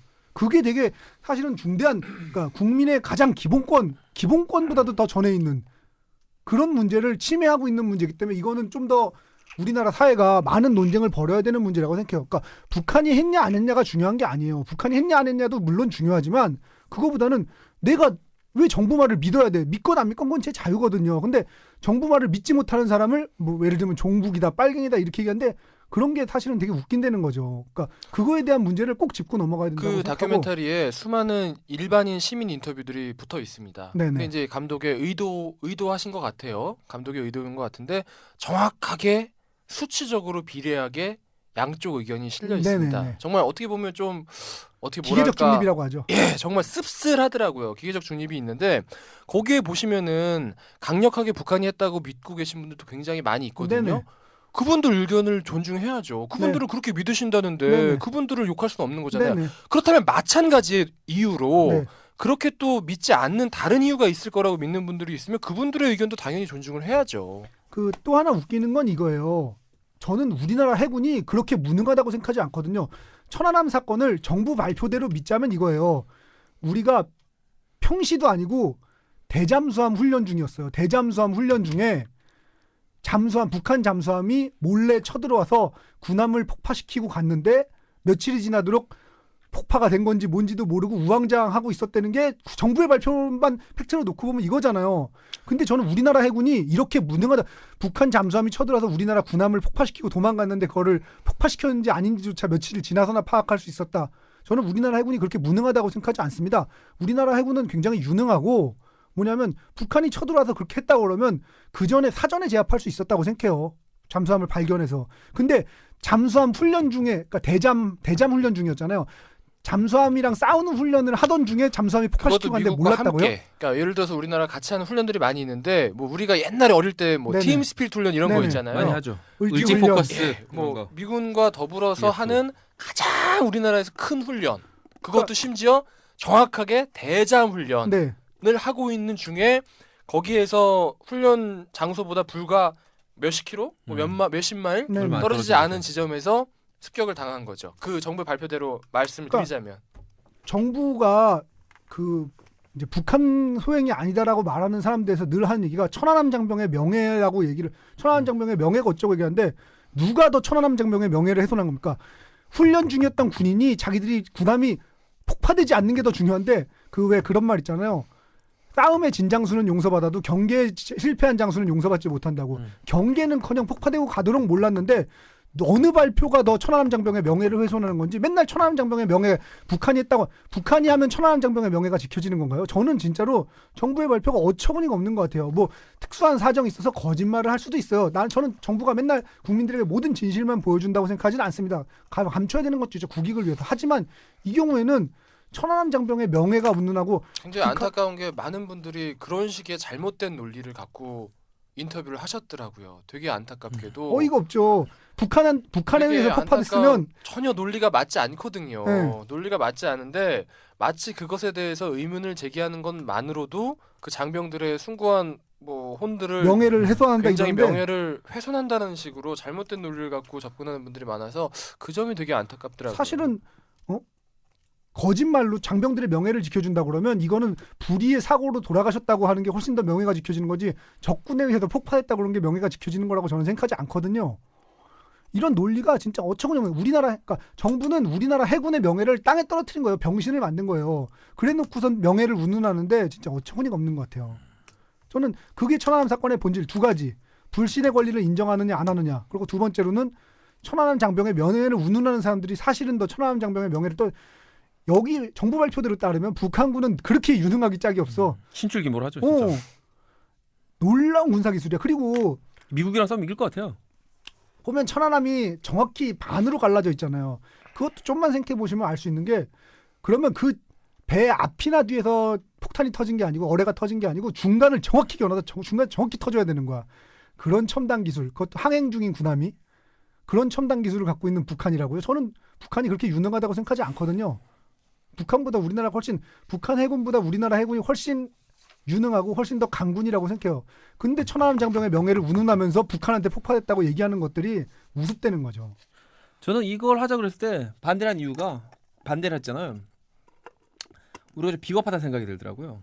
왜냐하면 팟캐스트는 기본적으로 지상파 방송이 아니잖아요. 네, 팟캐스트를 할 수밖에 없는 사람들과 네, 네, 팟캐스트가 더 적합한 이런 네. 콘텐츠들이 있는 거죠. 네, 네, 제가 볼 때 우리가 SBS 직원이기도 하지만 네. 뭐 맨날 떡치는 얘기도 하고 무슨 뭐 여자 꼬신 얘기도 하지만 그래도 어쨌든 지금 10년 차가 넘은 언론인들이잖아요. 그렇죠? 네네. 그런 사명감이 있다면 우리들은 각자 우리 의지만 있으면 네. 많은 국민들이 네. 억지로 들어야 할 수도 있는 네. 지상파 방송을 만들 수 있는 사람들이잖아요. 네. 뭐 하다못해 특집으로라도 네. 정말 우리가 의지가 있고 우리가 뭐 회사에서 욕을 먹든 네. 그런 우리 희생을 감수할 정도까지 네. 우리가 의로웠다면 네. 이걸 팟캐스트가 아니라 지상파에서 했어야 되지 않나 생각을 해요. 네. 팟캐스트에서 하는 얘기는 사실은 우리가 아무리 목소리를 크게 낸다고 해도 군시렁거리는 거거든요. 그거는 원래 군시렁거리는 거 되게 싫어해요. 내가 군시렁거리는 걸 싫어하고 남이 군시렁거리는 건 상관없어. 그냥 뭐 내가 안 들으면 그만인데 내가 군시렁거리는 걸 싫어하기 때문에 내가 지금 이 팟캐스트에 떠드는 거는 언론인으로서는 군시렁거리는 거예요. 이재익으로서 내 얘기를 얘기하는 거지만 네. 13년 차 언론인으로서는 내가 SBS 라디오 PD로 내가 의지만 있으면 지상파 방송을 만들 수 있는데도 네. 팟캐스트에서 이 얘기를 하고 뭐가 문제다 하는 거는 군시렁거리는 거거든요. 네. 그게 싫었어요. 첫 번째로는. 음. 첫 번째로 싫었고 두 번째 그 내용으로 들어가자면 아니 근데 할 건데 응? 내일 우리 할 거 아니에요? 그 하면 또 거기서 또 얘기를 하겠지만 네. 우리 이거 천안함 이제 S에서 하기로 했었나? 그때도 또 이제 좀 더 심도 깊은 얘기를 했으면 좋겠고 그때는 네. 지금은 좀 감정적으로 되더라도 그 천안함 자체에서 뭐 아까 제가 줄거리 할 때 이미 그 얘기를 했지만 이게 정부라는 것은 국민한테 충분한 설명을 해줘야 되는 거예요. 네. 그것도 정부의 의무거든요. 어떤 네. 상황이 있을 때 네. 네. 국민들이 알 권리라는 게 뭐 검찰총장이 뭐 애가 있는지 없는지만 알 권리가 아니라 그거보다 한 5천만 배쯤 더 중요한 일일 수도 있어요. 정도를 비교할 수 없을 정도를 정도죠. 비교할 수 없는 중요. 근데 제가 봐도 이 설명이 너무 불충분한 거죠. 거짓말을 했나 안 했나도 역시 밝혀야 되지만 그것보다 거짓말도 너무 성의 없이 한 거짓말이에요. 말하자면 이게 가장 큰 문제라고 생각을 하고 무성의해 보인다는 거죠. 그리고 또 하나는 그 지난번에 그 미국 공항에서 우리나라 항공기 한 대가 불시착해가지고 사고가 났잖아요. 네. 그 진상조사 다 하는데 몇 년 걸린다 그러더라고요. 네네. 그럼요. 이 천안함은 열어놨어야 돼요. 조사 결과를 얼마나 걸렸죠 이게? 이게 뭐 한 6개월 만에 뭐 이렇게 종결시켰던 걸로 몇 달 만에 네. 할 수가 없어. 네. 저는 이승훈 PD의 말에도 반대하는 게 이승훈 PD가 굉장히 이승훈 PD 원래 항상 확신의 차이잖아요. 확신의 차 있게 이거 이럴 수가 없다, 이럴 수가 없다는데 그럴 수도 있고 안 그럴 수도 있는 거예요, 사실은. 근데 그걸 알려면 시간이 필요한 거예요. 시간. 열어놨어야 돼요. 클로즈할 게 아니라 열어놓고 2년이고 3년이고 확신이 설 때까지 네.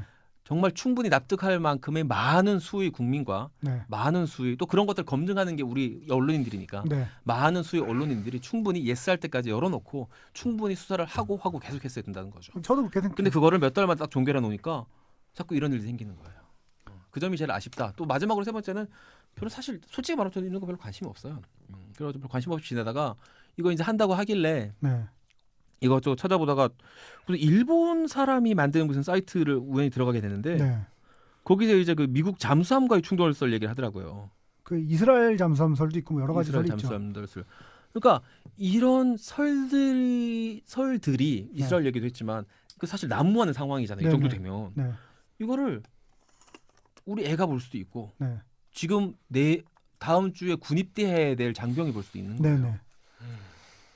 이런 문제들이 생긴다는 거예요. 충분히 설명하지 않고 충분히 조사하지 않고 네. 서둘러 덮었기 때문에 네. 그 부분이 너무 안타깝더라고요. 제가 그 음모론 미국 잠수함이든 뭐 이스라엘 잠수함이든 그 음모론을 똑같이 아까 이승훈 PD가 앞에 있는 팟캐스트에 불가지론을 얘기했는데 네. 저도 읽다 보니까 잘 모르겠는 거예요. 이게 씨발 이럴 수도 있겠다 생각이 드는 거예요. 네네. 진짜 미국 잠수함이랑 박치기한 거 아니야? 네. 생각이 들더라고요. 알 수는 없어요. 왜냐하면 다 일리가 있으면서 네. 또 다 또 아닌 네. 것 같기도 하고 그러니까. 이렇기 때문에 윌리엄 제임스의 법칙. 그걸 우리가 100% 단정 지을 수는 없어요. 그래서 제가 아까 말씀드렸던 건 정말 최소한의 정말 단정 지을 수 없는 상황 중에서도 최소한의 구조가 늦었다는 점 이런 점들은 정말 좀 문제가 있다고 생각을 네, 하는 아니 거죠. 그거는 죽여야죠 진짜. 사람 목숨이 걸려 있는데 그렇게 방치했다는 거는 정말 용서받을 수 없죠. 구조가 왜 이렇게 늦어졌을까? 어떻게 보면 뭐 그거에 대한 여러 가지 이론이 있습니다만 뭐 하여튼 사람 목숨이기도 하고 동시에 군사 작전상의 문제를 국가 보면 안보죠. 네. 국가 안보기도 하고 자기 동료들이에요. 네. 군인들이 구출했잖아요. 네. 자기 동료들을 구출한 네. 일인 거죠. 네. 하여튼 이게 뭐냐면 그러니까 저는 이제 개인적으로 이랬을 것이다라고 추정하는 건 나름대로 있어요. 근데 그 추정의 자유를 얘기를 하는 겁니다. 왜냐면 그렇죠. 당연히 있어요, 내가 안 자유가. 믿어진다는데 왜 믿으라고 강요를 해요? 이거는 기본적으로 민주주의를 부정하는 거죠. 그러니까 내가 못 믿겠다는데 왜 믿으라고 강요를 해? 못 믿겠다는데. 그럼 그러니까 저는 믿게 만들어야지. 그 혹시 그 마이클 무어의 볼링 포 콜럼바인이라는 네네, 영화. 보셨죠? 네네. 예. 뭐 사실 저는 미국에 안 살아봤기 때문에 미국이라는 사회에서 살아가는 데 있어서 총이 필요하냐 안 필요하냐 저는 같이 판단을 못 하겠어요. 네. 내가 거기서 거주한 건 아니기 때문에 잠깐은 있어봤지만 네. 총이 필요하냐 안 필요하냐 같이 판단은 못 하겠지만 적어도 총기를 규제해야 되지 않겠냐라는 의견 목소리 정도는 그렇게 낼 수 있어야 된다는 네네. 거죠. 의문은 제기해야 된다는 거죠. 그러니까 아무리 그 거기에 나오는 보면은 NRA인가 하는 엄청나게 미국에 미국 총기협회 엄청난 조직이 있어요. 네. 로비력도 엄청나게 강하고 돈이 미국에서는 많으니까. 미국에서는 그 로비를 굉장히 긍정적으로 인정을 하는데 그런 조직이 있는데 그런데다가 의문을 제기할 수 있는 그 정도의 어떤 의문 제기를 할 수 있는 권리 정도 그런 건 인정을 받아야 된다는 거죠. 저는 그래서 이 다큐멘터리를 보면서 지록위마가 생각이 났어요. 지록위마라는 게 그 진나라 때 얘기잖아요. 이제 조고가 막강해지면서 저 사슴을 데려다 놓고 이거 말하라고 시키니까 사람들이 다 말이라고 했다는 얘기잖아요. 그러니까 그게 사슴이건 아니건 내가 말하고 싶은 대로 말하면 되는 거거든요. 그게 사슴이냐 아니냐가 중요한 게 아니라 말이냐 아니냐가 중요한 게 아니라 그 사슴이라고 말할 수 있는 권리, 말이라고 말할 수 있는 권리가 중요한 거거든요. 근데 마치 그 진나라 때나 있었던 지록위마 사건이 지금 21세기가 돼서도 벌어지는 것 같아서 이거는 되게 중요한 사건, 그러니까 대한민국이라는 우리나라의 이런 정체성을 결정짓고 우리나라의 방향을 결정짓면서 굉장히 중요한 사건인 것 같아요. 그 사건 자체의 크기도 그렇지만 더 이상 그런 강요가 이루어지지 않는 세상이 돼야 된다고 생각해요. 그러니까 북한이 폭파했다고 말하건 아니면 북한이 폭파하지 않았다고 말하건 그건 말하는 사람의 자유거든요. 그것까지 개인적 믿음까지 그렇게 강요를 하는 건 너무 이상한 일이죠. 저는 그게 천안함 사건을 통해서, 그러니까 천안함 프로젝트라는 영화를 통해서 우리나라가 봤으면 하는, 우리나라 사람들이 봤으면 하는 사건의 본질인 것 같아요. 또 하나는 또 영화 팟캐스트니까 영화적으로 얘기를 하자면 아까 제가 가장 아쉬운 게 아니라 가장 안타까운 지점이 왜 이렇게 서둘러 조사를 종결했을까? 네네. 이렇게 했는데 그거 반대로 뭐 그것만큼 크긴 아니지만 그것만큼 한 100만 분의 1 정도 크기로 아쉬운 거는 왜 급하게 영화를 만들었을까 하는 생각도 했어요. 어차피 이슈가 3년 지난 일이잖아요. 네네. 3년 뒤에 이 영화를 개봉한 거나 5년 뒤에 개봉하는 거나 10년 뒤에 개봉과 다를 게 하나도 없어요, 사실은. 그렇다면 그 전에 나오지 않았던 그런 의견들, 또 의혹들, 증언들, 조사들, 네. 가설들, 네. 검증할 수 있는 실험들도 충분히 할 수 있었거든요. 네. 근데 영화를 보는 동안 내내 좀 짜증이 났던 거는 다 어서 들어본 얘기들. 네. 말하자면 이승훈 PD 혼자 그냥 나랑 이승훈이랑 이재익이 찍어도 이만큼 찍겠다는 싶은 느낌. 좀 심하게 얘기하면. 그러니까 거기 전문가라는 부분을 분명 제외하고 나면 전문가도 많지도 않아요. 또. 신상철 씨랑 그 구조 전문가인 그분이죠. 정말 많죠. 이종인- 그분들의 명성이나 네. 그분들의 노고에 표마하는 거 아니지만 너무 적다는 거죠. 그 수가. 이 사건의 무거움에 비해서. 네. 그 아까 마이클 무어 감독 얘기했는데 마이클 무어 감독 다큐멘터리 만드는 거 한번 보세요. 다큐멘터리 그렇게 만드는 거예요. 그래서 저는 우리 정 감독님이 너무 의욕을 부렸다. 왜냐하면 부러진 화살 이후에 급하게 남영동을 찍고 남영동까지 저는 나쁘진 않았거든요. 굉장히 잘 인상 깊게 만들었죠. 봤어요. 네. 재밌게 봤고 뭐 공포 영화로 봐도 한편이 공포 네네. 영화로 봐도 굉장히 재밌는 공포 영화로 네네. 생각했었는데 쫄깃한 느낌이 있잖아요. 심장이. 근데 이 영화 보면서는 왜 이렇게 급하게 만들었을까? 긴장감이 없죠. 전혀 없죠. 그게 좀 안타까웠어요. 만듦새가 후진하는 거. 처음에 이제 프롤로그에 등장했듯이 이제 변명을 굳이 하자면은 이게 이제 자꾸 잊혀져 가니까 이 시점에서 환기를 해야겠다는 생각이 더 강하셨던 것 같아요. 왜냐하면 웰메이드에 대한 이렇게 어떤 천안함 만들어 놓잖아요. 그럼 다음에 못 만들어. 못 만들어요. 또 만들기가 버려버린 아니네. 거야 말하자면 그 사투리로 얘기하면 버려버린 거야 그냥. 그게 안타까운 거죠. 그런 좀 그런 마음이 안타까움이 좀 있지 있습니다. 않으셨을까 그런 생각이 드네요. 자, 그럼 마지막으로 영화랑 뭐 사건에 대해서 한 마디씩 정리해 주시고 마치는 걸로 하겠습니다. 그러니까 개인과 개인에서는 이해가 충분하지 않으면 헤어지면 그만이에요. 네. 하지만 국가랑 국민은 그러면 안 되죠. 네. 왜냐하면 우리가 능력이 없어 이민을 못 갈 수도 있고 네네. 정말 국가가 아무리 족같아도 내가 이 나라를 사랑해서 못 떠날 수도 있잖아요. 네네. 좀 더 충분히 설명해주는 그런 국가에 살았으면 좋겠다. 뭐 이런 생각을 해봅니다. 저는 이제 저희 애가 이제 초등학교 1학년인데 제가 이제 우리나라 육군을 나왔잖아요. 근데 애한테도 이제 애가 이제 그런 얘기 군대 얘기 나오면은 애한테도 항상 얘기를 해요. 너도 군대 가서 좀 고생도 좀 해보고 해야 된다는 식으로 얘기를 하는데 저는 좀 기본만 지켜줬으면 좋겠어요. 기본이 지켜졌으면 거기서 구조 정도는 최대한 신속하게 좀 이루어졌으면 좀 이렇게까지 좀 분노하진 않을 텐데 그런 좀 기본만 최소한의 기본만이라도 좀 지켜졌으면 좋겠다는 생각이 들더라고요. 그 한번 생각을 해봐요. 나중에 애가 군대 갈 우리가 제일 먼저 우리 애가 이제 군대 갈 시점이 된다고 생각을 해보면은 와 이런 기본조차 안 지켜지면 어떡하나라는 그런 공포감이 있어요. 근데 그런 생각하지 않았어요? 우리 군대 갈 때 우리 애는 군대 안 가겠지 생각하지 않았어요? 우리 애가 좀 그때만 통일 해도 되겠지. 그럴 수 있죠. 그때만 해도 그랬죠. 거의 뭐 20년이 다 돼가니까 안 그 되더라고요. 시절만 해도. 지금은 뭐 요원해 보이니까. 저는 이 사건의 크기도 그렇지만 의미라는 거에 있어서 굉장히 중요한 사건이라고 생각해요. 우리나라가 앞으로 어떤 나라가 될 것이냐라는 방향을 결정짓는 데 있어서. 그러니까 원래 그렇잖아요. 그 보복이라고 하는 게 있잖아요. 뭐 예를 들면 저쪽에서 핵미사일을 쏘면 이쪽에서도 핵미사일을 쏴야 되는 그런 거에서 억지력이 생기고 전쟁을 막을 수 있는 게 생기는 건데 보면 이 사건을 가지고 북한에서도 자기들이 안 했다고 그러는데 정부에서는 계속 북한이 했다고 주장을 한다는 거죠. 너무 이상해요. 그러니까 그러면서 정부가 하는 일은 사실은 북한이 했다고 그러면 보복을 해야 되는 거거든요. 보복 뭐 그 국지전을 벌이건 진짜 전쟁을 불사하고 국지전을 벌이건 보복을 해야 되는데 보복을 하기는커녕 정부에서 한 일이라고는 자국민에 대한 고소고발밖에 없어요. 나라가 해야 될 일은 아무것도 안 했다는 거죠. 이게 되게 속상하는 점이고, 그리고 아까도 말씀드렸지만 불신이라는 그 권리, 그 당연한 권리라고 생각할 필요도 없는 그런 권리에 대해서 한번 생각해보는 기회가, 아까 국민의 기본권이란 거에 대해서 우리나라 사회가 한번 짚어보는 계기가 됐으면 좋겠어요. 네, 그게 이 영화의 의미인 것 같습니다.